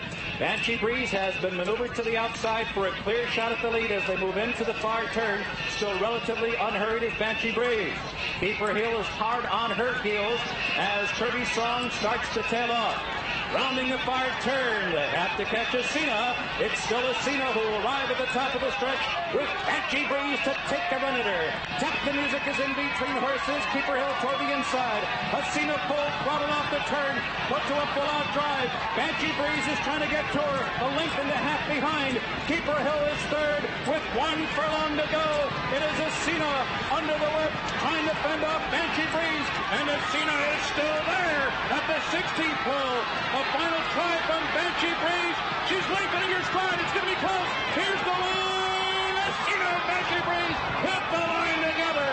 A photo finish in the DISTAFF. And away they go in the Ladies Classic to an absolutely perfect start, but then Life at 10, no interest, and Life at 10 has dropped far back early. Quickest into stride on the inside, we have Malibu Prayer up alongside of that comes Acting Happy and Coma on the outside. Those three keep the pressure on one another. Just in behind that comes Unrivaled Bell. Unrivaled Bell settling down in the 4th position now. Milwaukee Appeal scrapes the paint 3 lengths off these leaders. In behind that comes It's Tea Time. Ever de Grace is racing back in 7th, 5 lengths off that leader. It's another 3 back to Persistently seeking the title, and Blind Luck at the back of the pack is a good 10 lengths off these leaders, and just showing no interest at this stage. A long way last is Life at 10. They go on down the backstretch towards the 5/8 now, and it is Malibu Prayer setting a good pace. Malibu Prayer a length and a half to Acting Happy. A Coma is in third. Milwaukee Appeal down at the rail. Unrivaled Bell being patiently ridden from the 5th spot. Then It's Tea Time. Ever de Grace is now 7 lengths off the leaders. Then comes Persistently. Racing on the inside of Persistently now we have Blind Luck, who's starting to roll from behind. Blind Luck still 8 off from those seeking the title inside of her. They are coming to the quarter pole in the Ladies Classic, and Unrivaled Bell now goes up to strike the front, and Kent DeSormo and Unrivaled Bell telling them you're going to have to come and catch me to win it. Here comes Havre de Grace. Havre de Grace running a huge one in the centre. A Cobra along the inside, and here's Blind Luck, and Blind Luck is coming like an express train on the outside. Unrivaled Bell digs deep, finds more. Blind Luck is closing the gap with each and every stride. Havre de Grace in there as well, but it's Unrivaled Bell coming home to score, and it is going to be Unrivaled Bell and Kent DeSormo take the Ladies Classic in a huge performance. Blind Luck ran her heart out, had to settle for second, then Havre de Grace, and It's Tea Time finished up 4th. Away they go in the Ladies Classic, and they all came out well. And Plum Pretty just goes straight to the front now. Plum Pretty clears them by over a length and goes on to lead them. In the 2nd spot we have It's Tricky. Up alongside of that comes Ask the Moon. It's Tricky's in tight down at the rail now. They've been followed by Royal Delta, who's in the green cap, settling into the 4th position. Behind that comes Pash Attack, and then back to Super Espresso racing 6th. She's a good 6 lengths off the leaders. Mismatch has been taken back to be 3rd last. Ultra Blend is 2nd last. And last of all is Satan's Quick Check, got to be 10 lengths off the leaders. Down the backstretch they go now, and Rafael Bejarano is rated Plum Pretty beautifully out here. She's got her ears pecked. Plum Pretty takes them along at a sensible pace. A length and a quarter back to Ask the Moon in 2nd. It's Tricky's at the rail 3rd. Now here's Royal Delta in the 4th position. Royal Delta 3 lengths off that leader. Super Espresso's on the far side, and Cash Attack, White Cap at the rail. Mismatch is back third last, now got 8 lengths to make up. Then it's Ultra Blend, and last of all is Satan's Quick Chip. They have 3/8 of a mile to go now, and Plum Pretty still bouncing along on the lead. Plum Pretty a length and a half. On the far side, we have Ask the Moon. It's Tricky. Now It's Tricky is coming on to take on Plum Pretty. Royal Delta's going to have to make up ground. Royal Delta's fourth on the outside. They're at the top of the lane in the Ladies Classic, and Plum Pretty hugs the rail and kicks for home, and she's got something left. Plum Pretty going on for home gamely now. In the centre, It's Tricky stretching her every yard of the way. Royal Delta's getting involved late as well. Plum Pretty along the inside. It's Tricky racing between them and Royal Delta. It's a thriller. Royal Delta's going to score. Royal Delta strikes the front, and Royal Delta, perfectly handled, has taken the Ladies Classic. She's won a division for the year too. Royal Delta, It's Tricky. Flash Attack ran on for third. Ultra Blend and Plum Pretty got tired that last 6.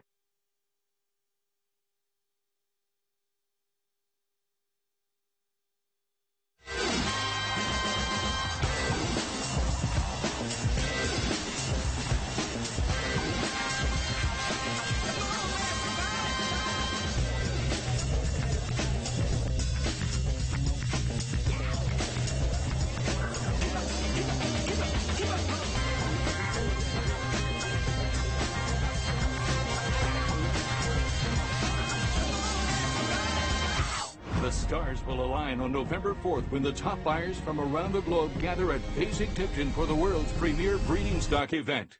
One spectacular evening with a catalog featuring no less than 70 Grade Stakes winners or producers, with nearly half of those being Grade 1s. Plus a stellar selection of Breeders' Cup winners, champions, and selected weanlings. No other sale packs as much energy and excitement into a single session. Join us for a night of stars, the November sale at Basing-Tipton. Where would you be?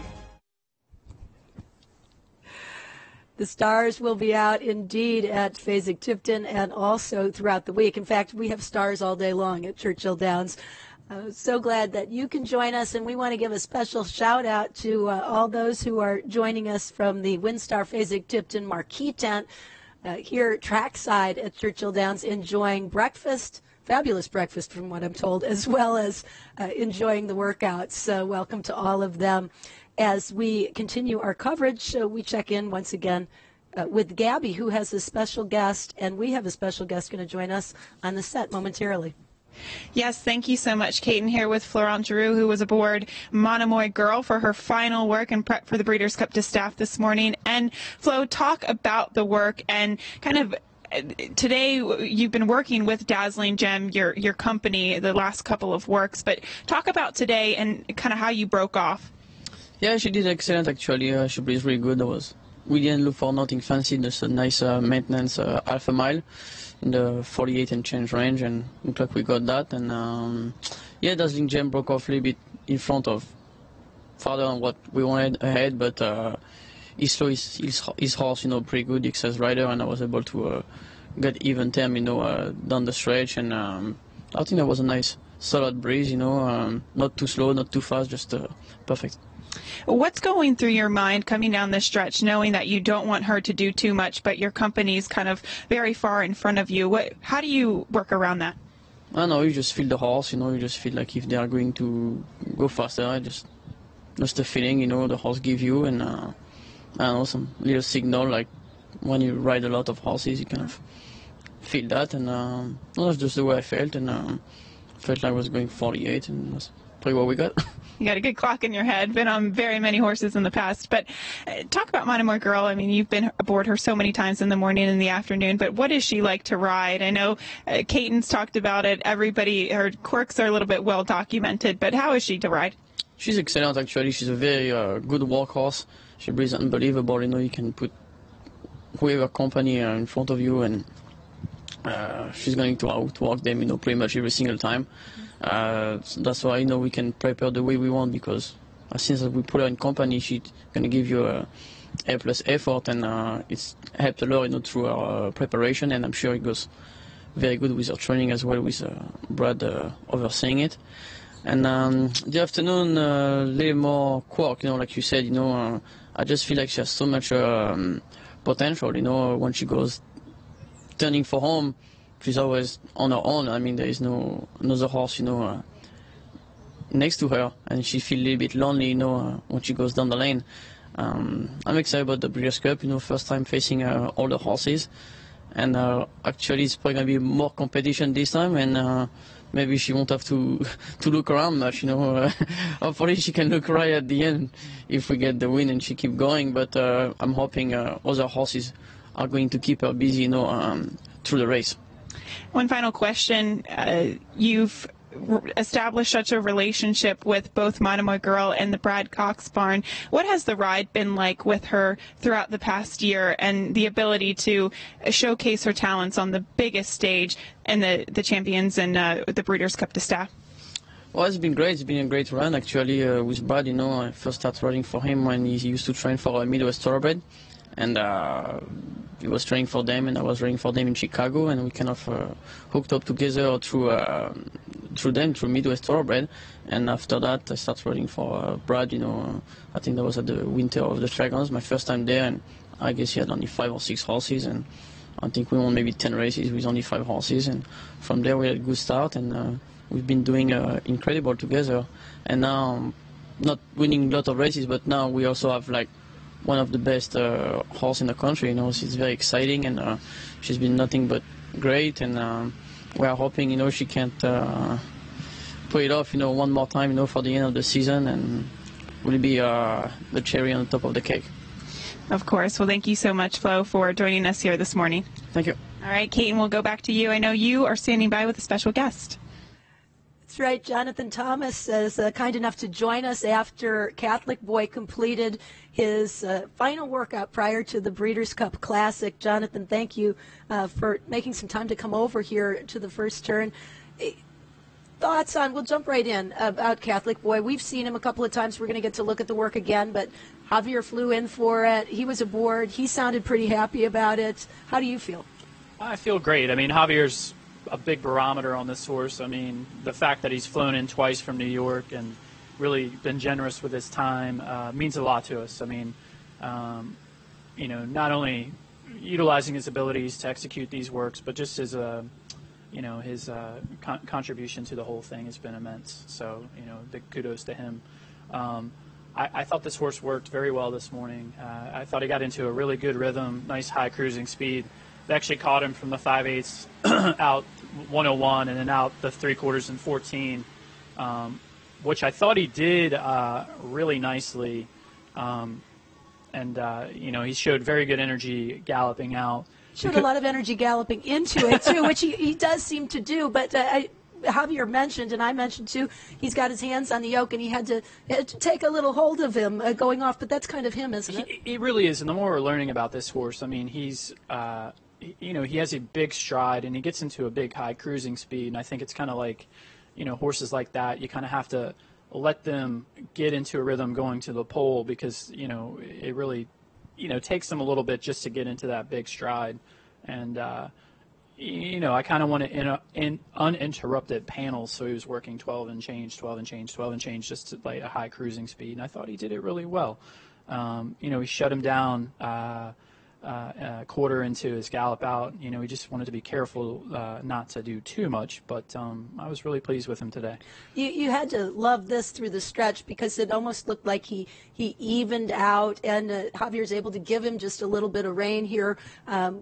That he finishes just so enthusiastically to the wire. He did, and it was good to see, especially this close, and being your final work. It's always it takes a lot of anxiety out of our lives, when these horses kind of have their final works and they're done in this manner. And most importantly, it's kind of a continuation of what we've seen from him throughout the year. This time last year, Jonathan, you were getting prepared for the Breeders' Cup Juvenile Turf. A lot has happened in the last year. I remember being on an NTRA conference call right before the Travers, and you said the big difference with this horse was that you wanted to get him closer to the pace and let him kind of get into a battle from the time they left the gate to the time they hit the wire. And it really proved as much in the 2 grass races, and then again it worked to his advantage in the Travers. So talk a little bit about the development of this horse over the year.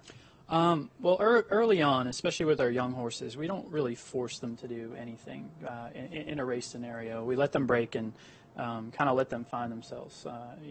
And early on, he was a horse that was content to kind of sit off the pace and engage. And, for a little while, I thought he was a horse that had a turn of foot and kind of had a more turf approach to things.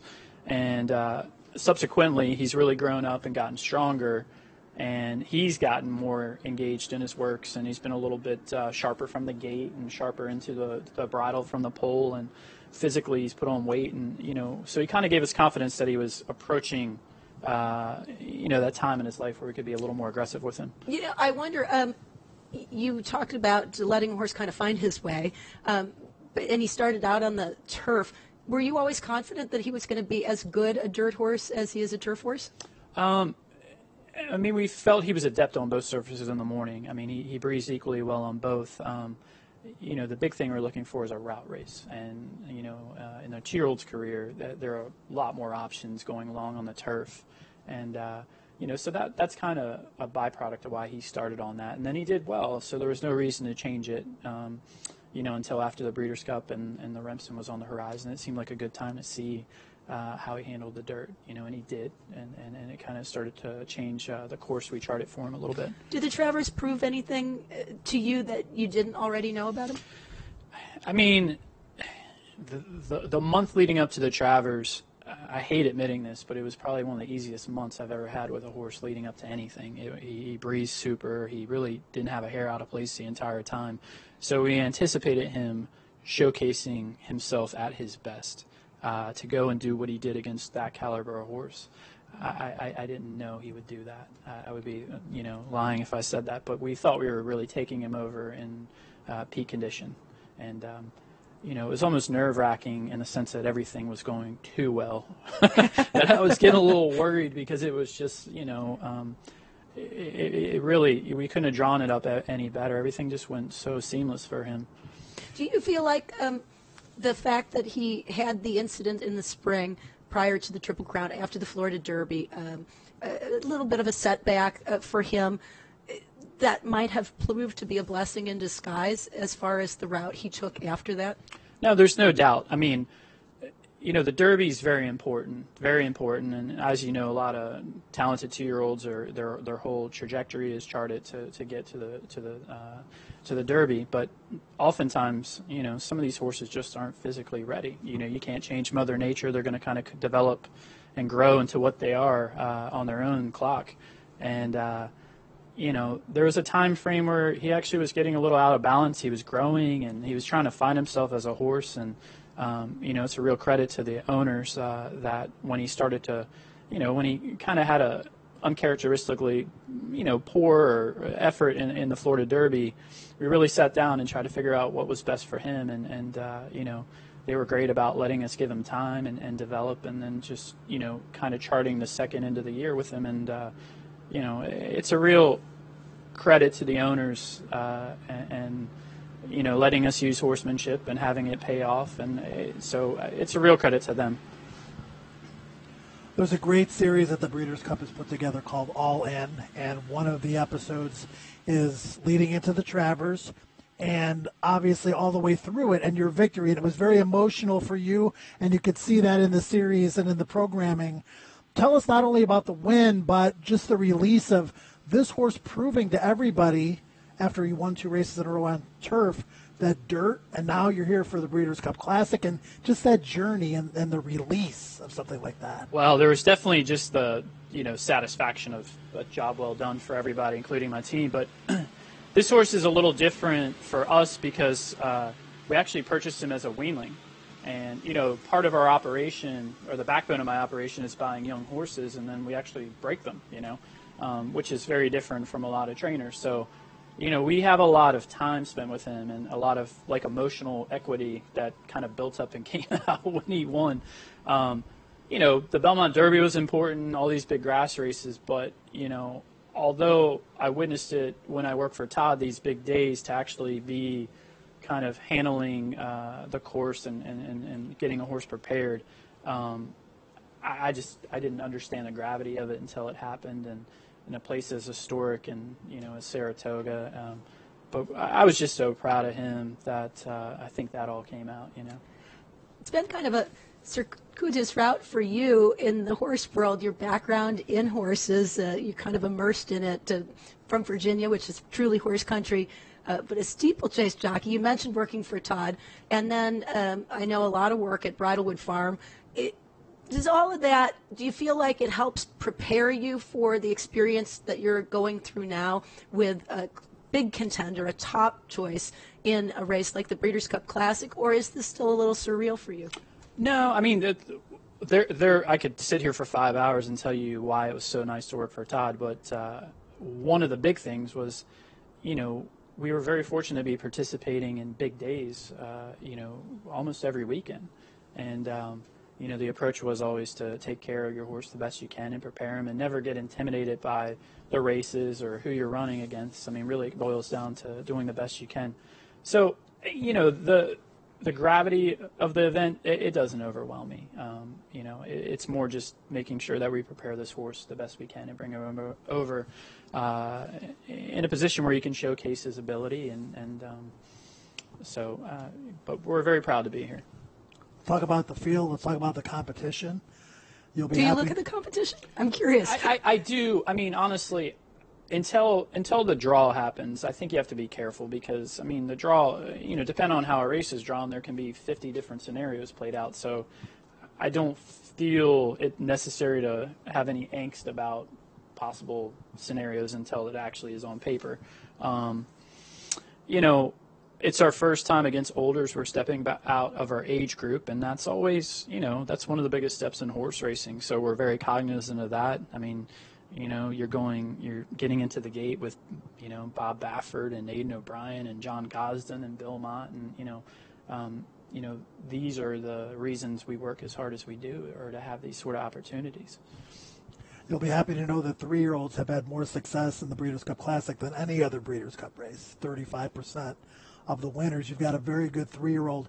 You mentioned the draw. How would you like to see it play out, Jonathan? I mean, there are some horses with speed. You're one of the horses that wants to be forward. I mean, I'm guessing middle of the gate with some of the other speed horses drawn inside of you. That's always the ideal scenario, is you're drawn, mid to high, so that you can take an opportunity to see what develops inside of you. So ideally, speed drawn low and us drawn mid, so we can kind of be in a stalking position. Well, we are going to wish you good luck the rest of the way, but I think congratulations in order for the journey that you've already experienced with this horse. It's really a ride of a lifetime, and he looks fantastic. So, yeah, we're really proud of him. I mean, he's done everything we've asked and then some. So, that's the other thing about being here. It's like, I think when you've earned your way to the Breeders' Cup, you have to kind of take a step back and think of the journey that brought you here, because it's really a blessing to be here in any order, So we're happy to be here, and he's training great. So thank you. Jonathan Thomas with the Catholic Boy. Wish him well as he continues his journey through the rest of this season and on to the Breeders' Cup Classic. And Gabby on the backside, I think, has tracked down another guest. I have. Thank you so much, Kate. Great stuff there with Jonathan Thomas and some great insight there into the career of Catholic Boy. But here with Louis Carvajal, who has Imperial Hint, and Imperial Hint took to the track today in one of his final work for the Breeders' Cup. And Louis, what could you tell us from his work today? It looked like it was a pretty strong gallop out today. Yeah, usually does. That's why we work in 3/8, not 3/8, half a mile.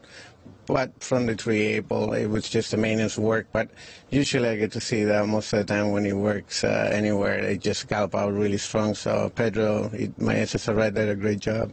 Is he a horse that's just always like that, just really in the bridle on the gallop out, just could run all day? He looks that way. I mean, even when he gallops in the morning, he'll try the rider for a little bit, and then he just relaxes after that. But, it's very smart.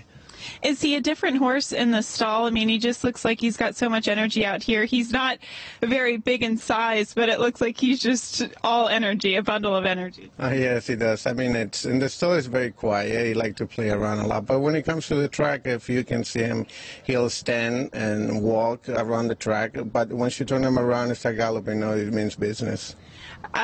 I know this is kind of a cookie cutter question that every trainer would probably reply, yes, he's doing well going into the race. Of course, he wouldn't be here if not. But how is he doing going into the race versus maybe some of the prep races over the summer? Do you think he's turned a little bit of a corner or doing the same?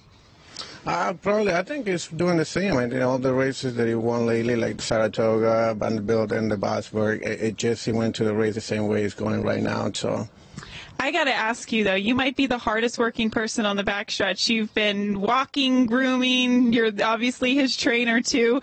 Tell us about just your morning schedule, because I'm very happy that you had the time to come and join us this morning. Well, luckily, my goon is at Parks right now, and I needed to do a couple of things, so I couldn't bring him right away. But, I mean, it's good for me. I can lose some weight, and that's a great thing to lose weight, just working with the horse. Louis, thank you so much for taking the time to join us. No problem. Thank you. Kate, as you know, the best way to warm up is to work, and that's exactly what this man is doing. And you as well, Gabby. A lot of hard work on the backside. Great insight from Louis Carvajal on the track. Thunder Snow. Right now, the track has just reopened for training once again. Breeders' Cup horses out there. Thunder Snow, one of our classic contenders that will take on the likes of Catholic Boy and others. And we've seen him in action. Joe Breezing. He's a bright, happy horse. It'll be interesting to see if he gets similar conditions to Derby time when he was here before. What transpires? By the time the Classic comes around on Saturday, this horse is going to have been here for over 3 weeks, and he's really taken the time to get reacquainted with Churchill Downs, because the first time he was here, it didn't go that well. He broke out of the gate. It was sloppy. To be fair, it was a horse coming over for the first time to the United States, which has a very different way of doing things than any place else in the world. But he's a world traveler. He did that very well. He trained beautifully. He prepared in wonderful shape up to the race. Very sloppy track, crowd, intensity of Kentucky Derby, unlike any other race in the world. And he broke out of the starting gate and reverted into a bucking bronco. There were a lot of theories about what happened, but at the end of the day, I really think it was more all the uncertainties kind of coming together in a perfect storm, particularly heightened by the slop, which probably was hitting him in the belly, and the kickback from the other horses, and he was abruptly pulled up, which was the only choice for the rider in that case. A much better horse than what he was ever able to show. And that day, he's come back to win the Dubai World Cup. The distance is certainly not a question mark for Thunder Snow, but those other intangibles, I think, still remain in the back of some people's minds. But he sure looks great right now.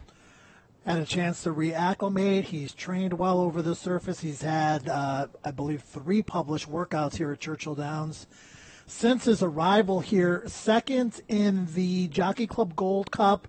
Last time out behind the big long shot, Discreet Lover. He lost a couple lengths at the start, got a really clean catbird seat trip, made a big move on the turn, had dead aim, actually led in the stretch, but was caught late by that long shot, Discreet Lover, who was also primed and ready for the Classic. And speaking of the Classic, this horse is pre-entered in the Classic, but the dirt mile seems to suit him a little bit better in that City of Light, who we are expecting to work, and Javier Castellano aboard. So Javier flew in this morning, I believe, on a private charter to work for Jonathan Thomas on Catholic Boy. We saw him earlier, and now he's aboard City of Light with the pony accompanying him and just turning him loose. You can see City of Light galloping nicely to the pole, just an easy speed right now. We'll sit back and watch as this work unfolds, taking some observations and chat about it. But City of Light breezing now in preparation for the dirt mile with Javier Castellano.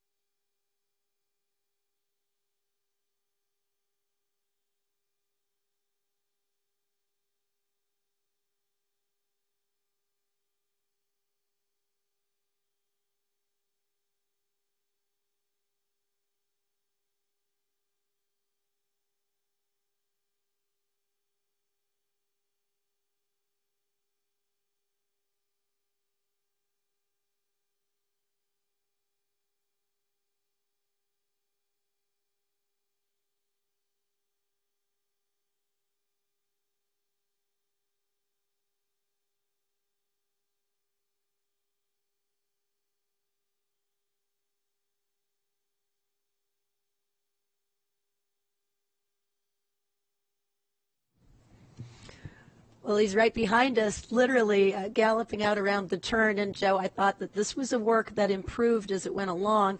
It looked like he was kind of struggling a little bit to get into a comfortable groove in the early stages of the workout. But Javier sitting chilly, just kind of trying to give him a little bit of confidence and let him feel his way. On the turn, when he switched onto his left lead, the correct inside lead around the turn, it seemed like he really settled into that groove. Yeah, wasn't overly enthusiastic, seemingly breaking off into the work, and like you said, took a little bit of time to gather himself and put himself in a position. When he turned into the straight, he looked a lot better. He switched over to his right lead cleanly. He definitely finished up well and galloped out fine too. Not a work that I'd be doing jumping jacks over, but like you said, Keaton, it did get better as it went along. And around the turn behind us, he was straight. He was striding out well. He didn't gallop out all that far, pulled up, but one of the more critical points in a work for me is to watch how a horse comes off the track. And when he eased up into that jog, he was jogging squarely and nicely. And so that work complete. We'll have a time for you a little later on, but in the meantime, back to Thunder Snow as he gallops, and kind of a lively gallop. I think he enjoys this weather. You see his head's up a little bit high, and rider's going to try to get him settled down. The rider aboard has been with Thunder Snow for quite some time, and he has great hands, meaning he's able to, without so much force, control and make contact with the horse's mouth, which is really hard when they put their head up high like this, but at the same time not get in the horse's way or fall so hard on his mouth that the horse rocks back or loses momentum. And some really good hands here and some good horsemanship. Thunder Snow will pick up a little momentum as he goes. He tends to have a nice open, easy stride, and they let him show it off through the stretch. Definitely enthusiastic, definitely feeling really good again today, which has been typical of Thunder Snow since he's arrived here at Churchill Downs. You mentioned Caton, he's a world traveler, certainly a much different animal than we saw when he ran here in the Kentucky Derby last year. And, you know, they followed a plan with this horse after the Dubai World Cup. They gave him one run on the turf, then they came back to America, ran in the Jockey Club Gold Cup. That was a big effort from him, coming into this race by design the right way, and see no reason why he's not going to run huge on Saturday. The rider's got him a little toward the outside of the track or the course in trying to get him to slow down and maybe also take a look at everything, because the farther to the outside you are, the more the horse is able to kind of get a glance and get a good perspective on everything that's inside of him. You can see he's continued with his head high. I think that they have kept him at a kind of a more leisurely pace up to this point than was the custom a little earlier in the week. It could be that they want to try to harness his energy just a little bit right now. We will keep an eye on Thunder Snow, as I think he's just about done with his exercise this morning, but Promise is Fulfilled worked just a little while ago. Again, a timed breeze here in comparison to Thunder Snow's gallop. And again, this happened literally moments ago. And I think that might be Tammy on board. Dale's wife is a crack exercise rider and was a jockey and a very strong rider in her own right. Promise is Fulfilled. Tuning up for the sprint. He was cross-entered in the dirt mile. He's sharp. He's a horse that possesses a lot of speed. He had his ears pricked. He was zoned in on the pole and being allowed to run. And looks like he's rolling pretty nicely around the turn, switched leads as he straightens away and comes down the stretch. This is a horse that ran in the Kentucky Derby and actually set the pace back on May the 5th, and then, reverted back to being a sprinter. He's really good at it. He's won 3 graded stakes races in a row sprinting. A 3-year-old obviously taking on older, which he did in the Phoenix last time out at Keeneland, and was able to go wire to wire. And Promise is Fulfilled with a quick workout here, and to be expected from a horse that is as fast as he is. The other Romans competitor, Seven Trumpets, also just finished his work. I like the gallop out here. Very strong gallop out. For Promise is Fulfilled, Seven Trumpets, similar in that he's a sprinter, but kind of a different type of style for Seven Trumpets.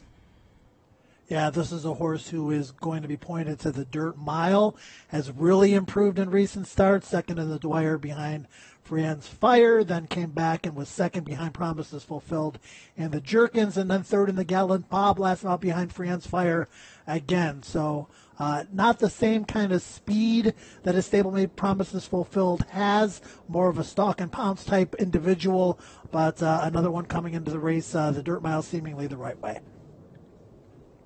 And under the wire, I probably shouldn't say it's very hard with the sweatshirts and all the outerwear to figure which rider. The helmets also throw you off a little bit. But Tammy does get on a lot of horses for Dale, and particularly as a work rider. But that's Tammy. That's Tammy. Channel Maker is out breezing right now, one of Bill Mott's Breeders' Cup hopefuls. And this is, if it's not live, it's within the last minute or two. That's Penny, I believe that's Penny on Channel Maker, who has worked for Bill Mott for quite some time. Not a jockey, but similar in terms of size, but has familiarity with him every day. She's had quite the morning because she was also on Bill's 2-year-old for a breeze at 7:30 that got mixed up with Imperial Hint and some other horses on the track. It's actually a little quieter now for this one, as Channel Maker, you could see, was throwing his head up and giving her a little bit of a hard time, some sass. I think the cool temperatures have some of these horses ultra sharp. Also the fact that they might have been scheduled to work yesterday, with work pushed back another day. It's that much more pent-up energy for these horses. But now that he is allowed to run and levels off and gets to his workmate, he's a little happier, I think. Yeah, this is a grass horse, and we are scheduled to see some grass workouts a little bit later on this morning, so interested to see him working on the dirt here. But this is a turf horse that seems to handle dirt really well. He does. He's pretty efficient, and you see, he got to his workmate, and this is by design. You want them to finish as close together as you can. It doesn't always go perfectly, but it's pretty darn close here, with a lot of careful maneuvering on the part of the riders to get this to happen. And he starts to inch forward on the gallop out. I did peek over my shoulder and saw him literally about 30 seconds ago gallop behind us. Not a especially fast gallop out, but that's pretty typical of Bill's horses. It's more the work being done to the wire and those first few jumps past the wire. You want them running past the wire rather than easing up to it. But a good work, a very solid work for Channel Maker. This is a 1.5 mile turf horse that likes to be forward. In fact, his best scenario would be to make the lead and back down the fractions. He has shown the ability to handle less than firm going. He has shown the ability recently to win after going through a long stretch of close finishes and maybe a little bit more on the disappointing side. But this is a horse that's really broken through in recent starts, and he's going to be one of the horses that's up close, maybe on the lead, depending on where his post position lies for the Breeders' Cup Turf, and he's going to make an impact on the race for sure. Now let's switch to a different category, Breeders' Cup Juvenile Turf. Possible King of Speed breezing just a moment ago. King of Speed is coming off 2 straight wins in California, the Del Mar Juvenile Turf and the Zuma Beach, and he did those both in workmanlike fashion from off the pace. He's another one that has really pretty good action on the dirt. Striding out, you can see he kicks those legs out and has a very nice reach and a very aerodynamic look as he galloped out through the stretch and around the turn. Yeah, it's interesting. His first 2 races at Santa Anita on dirt were sprints, and he did not perform well. And then they stretched him out on the grass, and he really has come to hand for Jeff Bondi. And based on the pedigree, Jimmy Creed out of an AP Indy mare, you would think more dirt. But horses tell you what they want to do, not pedigrees eventually. And this horse has really taken his game to a new level since being moved over to the grass. He has a little bit more seasoning than some of the other rivals in the Breeders' Cup Juvenile Turf. 6 starts. That's quite the foundation. Took a few starts to break his maiden, and he did it in a stakes, in a stakes race. The Del Mar Juvenile Turf was his first win, although he'd run a pretty good second in a maiden special weight. So I think those factors really contribute when you're facing the likes of top horses, but they've only had 1 start it's a little comforting to know that your horse has been around the block a time or two and maybe won't get quite as rattled or confused or upset, but it always is amazing to me to see how well young, lightly raced, inexperienced horses come to a completely different place with a very different atmosphere and all the tension and excitement that surrounds the Breeders' Cup and handle it with poise and grace. They are true class athletes. Yeah, talent is the most important thing, but the experience and being able to massage that talent into the complete product is what makes a champion. Another thing that makes a champion is a good trainer, and a very busy one at that is standing by right now with Gabby. Yeah, Kaiten, as busy as we think we are, Brad Cox, I think you sent out maybe 29, something like that, workers this morning. Have you caught your breath yet?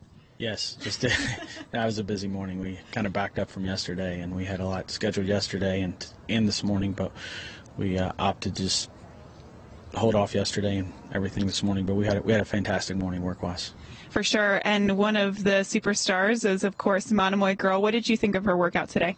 Real pleased. I didn't really expect them to break off quite as far, or to be that far behind Dazzling Jim early, but it worked out well. She ranged up to him at the quarter pole, and they set. Just wanted to stay head and head, and wasn't looking for a whole lot this morning. I think the official clocking was 48-2, and she galloped out well. So, our last two works have been really strong, and we're looking for just somewhat of a maintenance work today, and we got it. So I was real pleased with it. What were you thinking when that workmate was really kind of getting the gap even bigger and bigger and bigger? I mean, it looked like Dazzling Gem was having a hard time maintaining her pace. Yeah, he was. The rider on Dazzling, he's a fantastic rider. We use him a lot, several different scenarios. But the horse was just a little fresh this morning, but it worked out well. Like I said, I didn't really want her to set off him quite that far. For Florent, maybe I would like to have seen her maybe set just a little bit quieter the first eighth, but he had to kind of use her a little bit to catch up, but it worked out well. Overall, it was a very solid race. The most important work was last weekend, and she did that absolutely wonderfully. Brad, you called an audible and kind of pushed all of the workers back to today. How different, in your opinion, is the track today versus yesterday? It's a lot. The track's fantastic. Golden Mischief was our first worker of the morning at 5:15, and she breezed phenomenal. Just skipped over top of it, and they have it listed as fast. So it's much better today than it was yesterday. Yeah, I mean, look, the track wasn't bad yesterday. I mean, it was just wet. It was sealed. I mean, I thought the horses galloped over it great. It's just just kind of feel a little better when you're breezing on a track like this as opposed to yesterday as far as the next morning and how they're going to look. So, I'm glad we called the audible and pushed things back to today. Talk a little bit more about Golden Mischief's work. It was early this morning, I think, around 5:15. How was the track at that time? Did you think it was a little bit tighter? Yeah, I thought it was. Yeah, we worked a lot of horses today, and I thought first thing this morning was really tight. Horses were just skipping over it. I think we sent out like 12 workers the first half hour the track was opening. I mean, they were just rolling over it, skipping over it, doing it the right way though, and galloping out well. So I thought the track was super tight. After the break, not quite as tight. When Monomoy breezed, I thought we had some really good horses breeze after the first break, and they breezed extremely well, but just the times wasn't as quick. The horses weren't just same effort, but just not going quite as quick. So, but overall, the track's fantastic, I think, today. In terms of the Breeders' Cup DISTAFF with Monomoy Girl, Brad, what do you think is really the biggest thing that Monomoy Girl is going to have to tackle or to overcome? Is it her running style? Is it a particular runner in that race? What are your thoughts on that? Staying focused down the lane. I think that's the biggest thing. I mean, we have to get a good trip. You always have to get a good trip in a race like that. That's solid of a race. But it's just staying focused. Florent just kind of maybe giving her a target and, maybe not pushing the button too early. I think that's the biggest thing. I think if we get a good setup and she's got a target and everything, the timing goes right, I think she's going to be tough to beat. All right. Well, thank you so much for joining us here this morning. I know you've got a busy morning, so we'll let you go catch your breath. Thanks, Gabby. All right, Kaiten, back to you. Brad Cox also had a night celebrating after Leofric won the closing day, the Haggard Fayette yesterday on closing day at Keeneland. It was a very good meet for him, and one of the forces, kind of rising forces in thoroughbred racing today, with a lot of horses and several of them in action over the Breeders' Cup. Yeah, Leo Frick probably would have been good enough to run it in the dirt mile, but he chose the Fayette. It was a great choice. Another up-and-coming horse in his barn. And, you know, the Kentucky Oaks win with Monomoy Girl took Brad Cox's career to the next level. There's still some steps forward in that career, and a name that we're going to see a lot in Kentucky Derbies, Triple Crowns, and Breeders' Cups to come. This Breeders' Cup, in addition to Monomoy Girl and Golden Mischief, also turf competitor Arklow, kind of a mile-and-a-half specialist, and in the sprint, Will Call, is turf sprint, I should say. It should be a busy and heady time for Brad Cox and his team. Speaking of heady times, Eddie O is going to give a fan opportunity of a lifetime. It's a chance to win $1 million. If it's not enough to just be on Team Eddie O, Eddie Olczyk is giving fans the chance to enter and win $1 million. You go to breederscup.com/Eddie O to enter now. If Eddie O wins this year's BCBC, that's the Breeders' Cup Betting Challenge, one lucky fan will win $1 million. Just enter at breederscup.com/Eddie O for a chance to win with Edzo. And if you had a question about whether or not he's a good handicapper, he's the best. Take a look.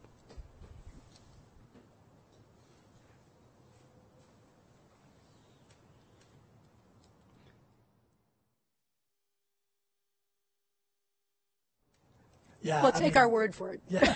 Well, I mean, we could just he's unbelievable, and it's a much better chance than winning the lottery is jumping on Eddie's coattails to win the BCBC, which is a great tournament because not only are you competing against some of the best handicappers in the world, but it's a live money event, Caden, and you really got to have some guts to not only have opinions but to back them.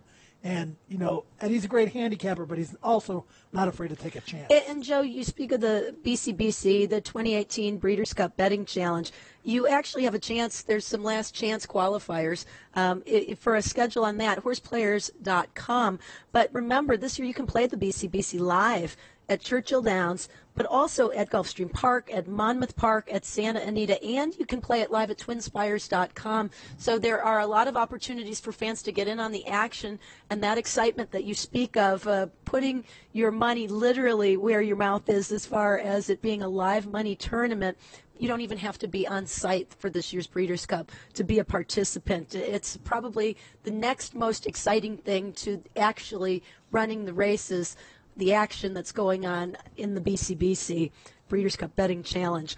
And speaking of wagering, a lot of excitement around some guaranteed pools. It's just big bucks. Let's get to it. Friday, $500,000 pick 5 on races 1 through 5, $1 million on the late pick 5. That's races 5 through 9. Those are Breeders' Cup races. The All Breeders' Cup pick 4 on races 6 through 9 has a guaranteed pool of $1.5 million, and it continues on Saturday. Yeah, $1 million pick 6, races 6 through 11, $2 million late pick 5, and some additional pick 5s overall to the betting menu on Friday and Saturday for Breeders' Cup. And then the $3 million All Breeders' Cup pick 4, races 8 through 11, culminating with the Classic. And Caton, every day when you come to the racetrack, it's a competition because we're betting against each other, amongst ourselves.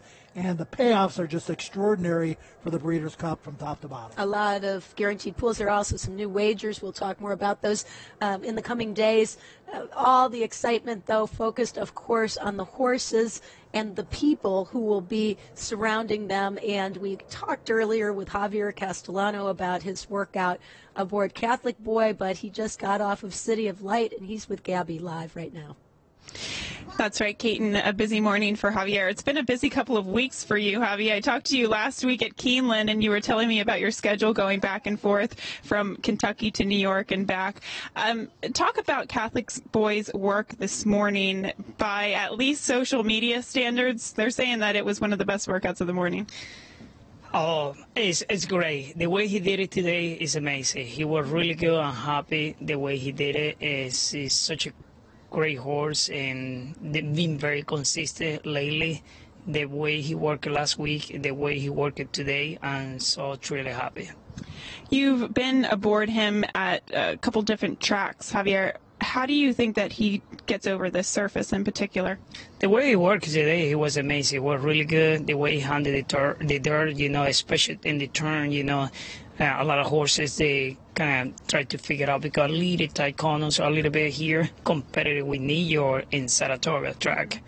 And he handled so well. He's so happy, and especially the top of the stretch, when I asked a little bit, he galloping out beautiful. Soon he passed the wire. He's a brilliant horse. He's really good. Keep your finger crossed and hope everything go well after the work. And he's another horse that just seems like he's just got a big, long, open stride. How does he feel underneath of you? Great. I feel like a ride Cadillac. Nice, smooth, long stride. I think I feel so comfortable. You also had a couple of workers, Trophy Chaser, one of them, but also you just got off City of Light. What could you tell us about his work today? Very impressive. I never have an opportunity to get on him. That's the first time. And the way he worked really good too. I'm so happy. And time-wise, he did really good, fast work. But the way the nice, comfortable rhythm and galloping out is good too. I'm very happy, very managed horse. The way he handled the turf, and the turn, and everything. He very, very from the beginning to the end. I'm so happy. You have won races all over the country, all over the world, so I know that your adaptability is one of your best attributes, but does it help you to ship into Churchill and get workouts or be aboard some of these workouts leading into Breeders' Cup weekend and get to know the track a bit more, at least leading into a weekend like that? Always help. Every time you help, everything you work with horses and try to refresh your mind a little bit, the track adjustment about the turn, about the stretch. Every track is different. Every time you have to adjustment, every particular situation you need to be adapted, especially the horse. And it's a plus. I mean, when you work horses in the morning, especially, City Light, I never get on the horse before him. We pray for the good races, one of the best races in the country, and you get on him, he work in the morning, he give you some sign, give you some ability, some skill, and you have to take advantage when you learn it through the work. And then, excuse me, when you put it together, I think it's amazing. Well, you might be one of the hardest workers in the industry, just traveling back and forth, always on go. Congratulations with your 5,000th win. I haven't gotten to congratulate you that in person, but how do you maintain? How do you stay hydrated? How do you just mentally stay in the game when you're traveling all over the place? First of all, thank God give me strength to the power to continue. I lost what you do. When you do something, you lose with your passion. I think you get into it. I think I lost what I do. I enjoy my work. I think I put a lot of effort, a lot of time, and hopefully pay off and try to find the best horses and try to be, try to work hard and hopefully pay off in one day. Well, we can definitely see. I think everybody can see that you definitely enjoy what you do. Thank you so much for joining us here this afternoon. Thank you, Gabby. All right. We'll have much more to come after this. $500 yesterday. It looks like you made a trip to the ATM machine. Hold on. Negative $5,000. I'm hoping to turn that into that over the course of Derby Day. We got the next race coming up here, Lafitte. Behavioral Bias and McCracken. I'm going to box up to 6-8. McCracken wins. Behavioral Bias was second. Eddie Olczyk. You have the winning exacta, guys. I knew he'd make the comeback. Can't keep that so down. That's over. I get grief from Bailey. Lafitte every once in a while. Randy is... I got your back. Yeah, Randy, he does. You know what? I'm going to send up an old hockey stick, a wooden one. And either one of you guys get on the line today. Don't give me the accolades. Nice to see the smile, Edzo. Now everybody wants to know who you like after knocking it out of the park in the last one. Well, all of a sudden I got big shoulders. I like the 6 horse. I like Proctor's Ledge as well. Proctor's Ledge to win. I'm going to box the 5, 6, and 7. I don't think you can throw Justify out. Justify has won the Kentucky Derby! For me, I think it is all about Robert Bruce. Everything that I had in my pocket has been wagered on the 10 horse. Robert Bruce has won the million. And so likes Almanar in the upcoming Shadwell Turf Mile. Go to breederscup.com/Edio to enter now. Just enter for a chance to win $1 million.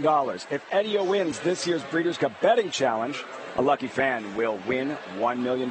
Just enter at breederscup.com/Edio for a chance to win with Edzo.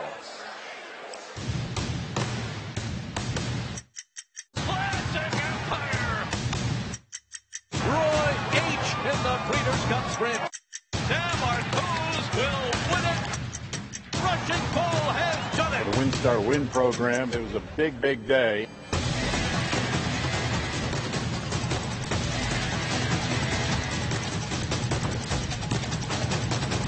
That's the finest breeding program in Central Kentucky. And our friends at WinStar and Fasig-Tifton helping with the sun.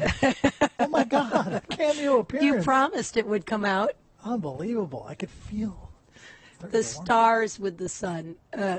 That is the best part of the day, to watch the sun come up here, and it is going to be a beautiful day for racing here at Churchill Downs.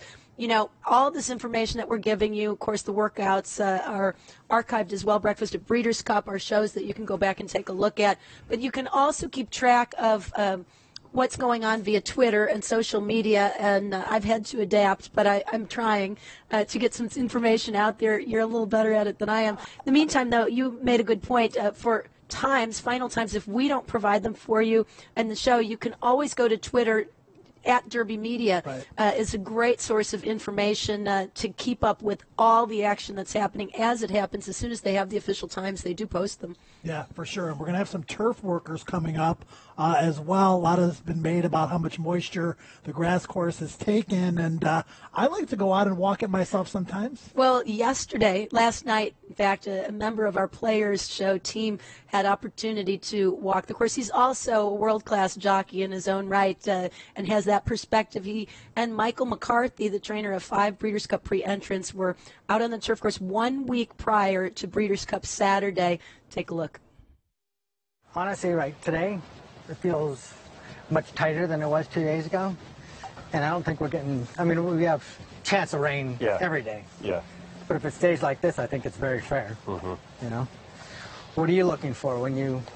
obviously I've got 2 horses that have never known anything but firm turf courses. So one of them is very light on their feet, and the other one is big, heavy, and a lumbering type horse, you know. And the heavier they are, probably the more firm they would... Yeah. Right? So I don't know what to expect. My main concern is how they're doing, and they're both doing wonderfully. That's excellent. So. But right now, I think this feels beyond great. that. All this out here is beyond my control. Yeah. So when you walk it, what are you looking for? Are you looking for something to make you feel better, or for you to tell something for a rider? Obviously, I'm looking for something tomorrow. Feel confident that they'll like the turf course. That you're the ground tomorrow? is good. The breezing tomorrow. The ground is good, and go from there. Right. I don't necessarily need anything special tomorrow. Both horses are very fit, coming out of 1.25 mile races. Right. Obviously, one's going to run 1 3/8, the other one's going to run 1.5 miles. But I just wanted to make sure that. Well, I think right now, I don't think there's too much that you have to be concerned with, whether they handle it or not. Yeah. You know, if you got a lot more rain, when it turns to a soft or a yielding course, then some horses favor it over others. But I think right now, it's just got a little bit of give to it that, most horses can handle. Yeah. You've got 5 horses in, you've been training just a few years, and you got 5 horses in the Breeders' Cup. It's pretty awesome. Yeah, it's nice. Obviously, it's, a combination of a lot of years of hard work. And obviously, and you've worked with a lot of great horses. You get started on your own. Things aren't, when you come from a large outfit, you get started on your own. So you go from a lot to a little. And it's certainly a little bit of an eye-opener, but, you keep on applying your trade every day, getting up, showing up. And, here we are. Coming here and just actually, these turf courses here are so different than what we're used to on the West Coast. Europeans may have a bit of an advantage on a turf course that's like this. I'm just very pleased I'm bringing a horse that seems to be thriving, getting good at the right time. 3rd race off of a layoff. Perfect. Hopefully he handles, a turf course like this. I have no reason to believe that he won't. Well, if it's like this, I think every horse should handle it. We don't know what's going to happen the rest of the week. But you're right. Right now, I think it's a very, very good course for anybody to come on, and this is what championships are about, is come and prove who's the best on a course that's fair. We're gonna sprint. We're gonna sprint. We're gonna give you about 70 yards. Yeah. From here to, him and I are gonna run through the wire. No. Yeah, we are. No, we're not Yes, running. we're running through the We're wire. not running. No? No, we're not running. I'll get an inhaler for you. That's in my car. It's a little far away. Yeah. I like these races. I know I can win. Yeah. Yeah. Gotta admit, I'm pleasantly surprised how well the ground is down here near the fence, and obviously the fence will be right. This will be the rail. Yeah, there'll be no rail here. They'll be running on the heads. But I think this is right now. If it stays in this way, there's no horse that has an excuse about they didn't handle the turf because it was too soft. No, I think this should be very good. Well, thanks for taking the mile walk with me, and I wish you the best of luck. We've been friends for a long time, and I'd be so happy to see you in the winner's circle. I appreciate it. It's a lot of years of hard work to get here, and I can't tell you how much it means to me, and my staff, and everybody. Hopefully, we do our best for the horses, and everybody shows up and has a great Friday and a great Saturday. I'm proud of you. Look, we just passed our finish line. We're done. We just crossed the pole. I think I beat you by You won? I think I got my nose down at the wire. The film doesn't lie, but Michael McCarthy has a bigger stride than Aaron Greider, and I think that's what gave him the edge at the finish line. But terrific stuff. And, Joe, the jockeys, a lot of jockeys will walk the course if given the opportunity just to see the nuances of a course that they may or may not be familiar with, but also if maybe different portions of the course have handled weather, rain differently, if there's any edge as well or any particular lane that you might want to be in if you have your choice. I think based on how the guys were striding out over the turf course, it's obvious that as of last night, after all the rain had held up pretty well, but we'll be able to be in a protective measure, so to speak, during the week. It won't be exactly the same lanes that the horses in the Breeders' Cup will be running over. Right. You saw the portable rail there. It's all the way in lane 3. We have 3 turf lanes here. The hedge is lane 1, where Aaron and Mike were walking, and that's where it will be for Breeders' Cup. So there'll be a couple of pats of fresh grass, because we do have a couple of days of racing leading up to the Breeders' Cup Friday and Saturday. And we do have turf works this morning, which is exciting, and the horses and riders will get their first glimpse of the sun that we've seen here in several days. Aaron Greider, a member of our players team, also world-class jockey and exercise rider to the stars, was out on the course with Michael last night, and now on one of his horses that is Liam the Charmer. He'll be breezing Liam the Charmer. Javier Castellano will be aboard Paved, who is tuning up for the Filly and Mare Turf, and there is Paved as well. Ponies with them to bide their time until they're given the okay by the team that is on the turf course right now. The track superintendent or someone of his crew will be out on the course, and they will generally have to take a turf slip from the horses before they can step onto the course to make sure that everybody is eligible. You'd have to be a Breeders' Cup horse or a horse nominated for a stakes race at this point to be able to have the privilege of working on the turf course. Obviously, they want to preserve it as much as possible because every time, much like a golf course, when you run the carts over it, no matter how careful you are, no matter how good shape the course is in, the more carts that go over it, the more wear and tear it takes. So, especially when I'm out there hacking. I get a lot of wear and tear. I like to watch. I go in the car golf and I cart's watch. a great place, Kate. But yeah, we saw the portable rail, right? But we're also going to see the cones way out as well, because we want to preserve that turf course, exactly what you said. So you're going to see these horses working on the grass. You're going to see cones out there. We like to call them the dogs. And the horses will be training on the far outside of the grass course in order to maintain a perfectly manicured course, or the best kind of course that we could possibly have going into those championship races. Now, Furiously Kissed is right in back of this team, just stepping on, easy to spot with the fluorescent colored blinker hood. That's Furiously Kissed, Filly for Luch Racing. She's also going to be breezing, but meanwhile, Aaron Greider in, I believe, the purple aboard Liam the Charmer, and Javi is right now in front aboard Paved. They're going to go 5/8 of a mile or 5 furlongs on the turf course. Around the dogs, they won't break off exactly from the pole because they compensate with the added distance that they lose traveling around those cones. And it'll be a little bit of a jog backwards or clockwise on the outside to kind of get their bearings and to warm up a bit. And then at a predetermined spot, they'll turn around. And it'll be interesting to see if these two are together side by side or if they go one in back of the other and what the strategy is for this workout. But right now, the guys are passing right behind us, literally, and you can see a big smile on their face. We should wave at Aaron as he goes by. He's going to be joining us in just a little while, but he's having a chat with Javier. And this is the kind of camaraderie that fans seldom get to witness that exists in jocks rooms across America, world-class athletes who are fierce rivals on the racetrack at race time, but very good friends and have a great camaraderie at all other facets, whether it's in the jocks room or whether it's working horses in the morning. You'll often see a jock like Aaron Greider step in to work a horse for another jockey who's unable to do so. Because there's limited time in the morning, especially for turf works, oftentimes the jockey has to step in and sub for another jockey because you just can't be on two horses at the same time. Yeah, and we're going to see these two work very shortly. Liam the Charmer is a deep closer. He is pre-entered in the Breeders' Cup Turf.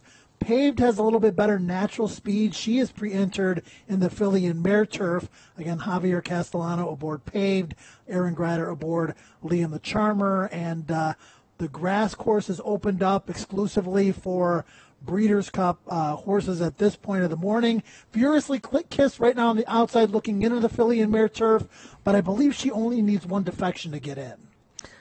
And she's a big, broad filly, as she may actually get underway with her workout before the other two turn around. She's already standing up and facing the inside of the track. This gives her an opportunity to catch her breath, take it all in. Also, the rider to collect his or her thoughts and to kind of just make a plan of action, if you will, before starting out. She's a pretty filly. She almost points her toes as she moves and strides out over the racetrack, a very dainty mover, kind of elegant. And she has kind of that elegant stature. See how she handles this turf course, and I would suspect not a lightning fast type of a plan in place here. You see her muscle definition through her hindquarters. We'll watch her breeze. We'll keep an eye on the other two as well. I don't think they're quite breaking off yet, but if they are, we will have the video and get it to you afterwards. But in the meantime, Furiously Kissed is collecting herself. And I suspect as soon as she straightens away down the back stretch, after a little run, we'll take off.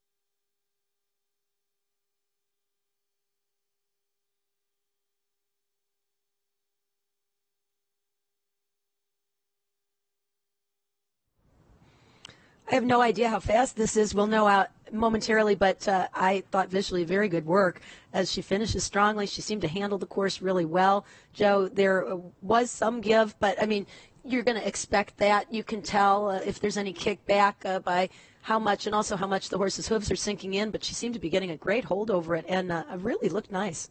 Yeah, I agree. And she's a deep closing type, so the fact that she, isn't really fast made this work even that much more impressive, I think. And turf hasn't really been her game throughout her career. She's been more of a dirt horse, but looking at a potential start in the Filly and Mare turf, and yeah, I would agree that was a pretty good work. Now, the other work is those two from Michael McCarthy just finishing up, but this is a look back in time as they were breaking off. They literally just galloped out behind us, and Liam the Charmer is on the inside, again with Aaron Greider, and that's paved. A Filly and Mare turf candidate on the outside with Javier Castellano, and they are going off from the pole side by side or head and head. And, you know, that is an interesting technique because horses are very competitive by nature. So one will drive the other and vice versa. And at this point, you can see Liam the Charmer getting just a tiny bit of an edge, but not much. And this could be also part and parcel of Javier Castellano letting Paved kind of feel her way on the outside and handle the turn. It's a little bit harder, and the farther outside you go, the more awkward it is for the horses around the turn to try to maneuver and maintain their forward motion while centrifugal force is kind of carrying you outside. But she handled it really nicely, and now she's actually surged up to take just a slight head lead in the contest. And you know, this is kind of tit for tat. The jocks are going to be talking to each other.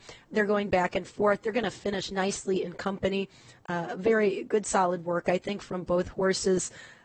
Usually you think of the Colts as having a little bit of an edge over the fillies, but I would say Paved has more than held her own. Yeah, he's just bigger than her, obviously, and I would guess that Michael McCarthy's plan and hope would be that Liam the Charmer is covered up towards the back. He's able to kind of draft in, come out, finish, you know, where the filly's got a little bit more tactical speed, and she'll probably be more forwardly placed, obviously, than him. So it's interesting that he was on the inside, she was on the outside, but there's obviously a method to the madness. And we're hearing that Mike had thought about or considered breeding these horses on the main track, but after walking the course, made the decision to go to the turf. He felt it was in good enough shape, and it sure seems like that was a work he'll be very happy with. Both horses finishing up nicely for their riders, and I thought comfortable, workmanlike, real professional. Both should have gotten a very good feel for the course and gotten a lot out of that, but not too much. They're pulling up still with some energy. Yeah, and, you know, it's important, if possible, to be able to get a feel for the turf course, and we have this exclusive training time towards the end of the training session where the Breeders' Cup horses are able to go out there and do just that.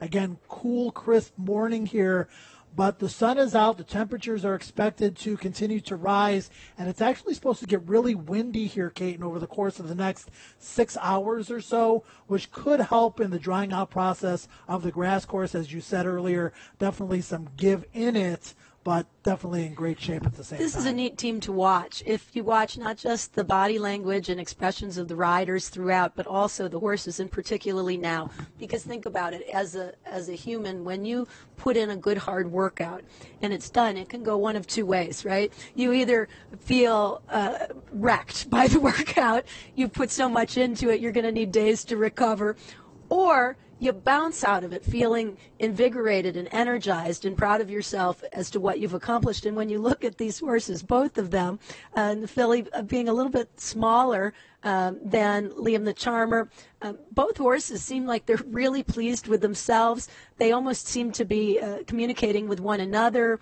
It looks like they like each other, and their ears are forward, and they just seem to be very, very satisfied. I think if I were training these horses, I would be really pleased with what I'm seeing. Yeah, it's an entire process to the lead up to the work, to the actual work, to, like you said, them pulling up, and then, of course, the horses coming off the track as well. But both horses look very happy and healthy, and trainer Mike McCarthy has to be pleased. A lot of workouts today, Caden. All the ones that were rescheduled from yesterday into today, all the ones that were supposed to go today. Track was in great shape, and we've got a lot to go through. So we'll take our time, but there are 4 pages worth, I think, more than 17 workers. We saw most of them. Golden Mischief starting things off with a very sharp work, and perhaps a quicker point for the racetrack so far as how it was playing, a little bit tighter earlier in the morning, tight 10, followed up with a little bit slower work. He is a 2-year-old, but that is very typical Steve Asmussen. Right. You can almost put the time down before you ever see the horse work. Mia Mischief went a half mile in 49.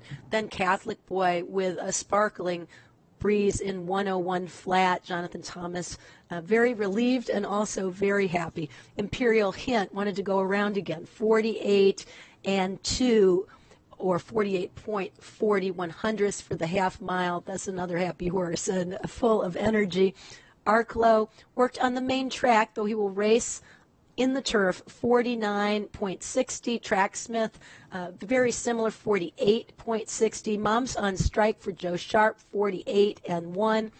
Topper T got into the mix with a trio of horses that were all breezing at the same time. He held his own with Imperial Strike, 47 and 3. Miss Sunset, 49 and 4 for her half mile. And then Monomoy Girl, we heard Brad Cox and the Connections talking about it not going exactly as planned, but at the same time very happy with the results. Ultimately, just an easy maintenance move, 48 and 2. Promises fulfilled. Dale Roman Sprinter, 48 and 2. 7 Trumpets. His Dirt Mile Contender, 101 and 2 for 5 furlongs. City of Light for Michael McCarthy, 47.60. King of Speed in 50 flat for half a mile. And Channel Maker finally for Bill Mott, 49 flat for half a mile. That's 4 furlongs. Oof, I'm tired just reading them, much less those horses that turned them in. But a very important day for the Breeders' Cup contenders and for us as well. So thankful that you joined us throughout the morning, and we're going to let's do it again tomorrow. I got to do it again this soon. afternoon. I'll be right back on the set for Churchill Downs today because we are racing today. It's opening day at Churchill Downs. Rags to Riches at Stars of Tomorrow, an all 2-year-old card. Looking very, very forward to that. And it's kind of the theme a little bit, too, with the Stars of Tomorrow card and then leading into Future Stars Friday, the first day of Breeders' Cup. Remember to head to breederscup.com to get more information about the chance to play with Eddie O.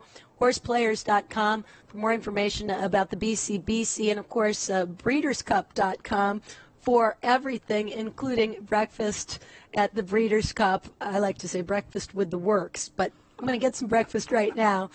On behalf of everyone, we'll see you tomorrow at 10 a.m. Eastern.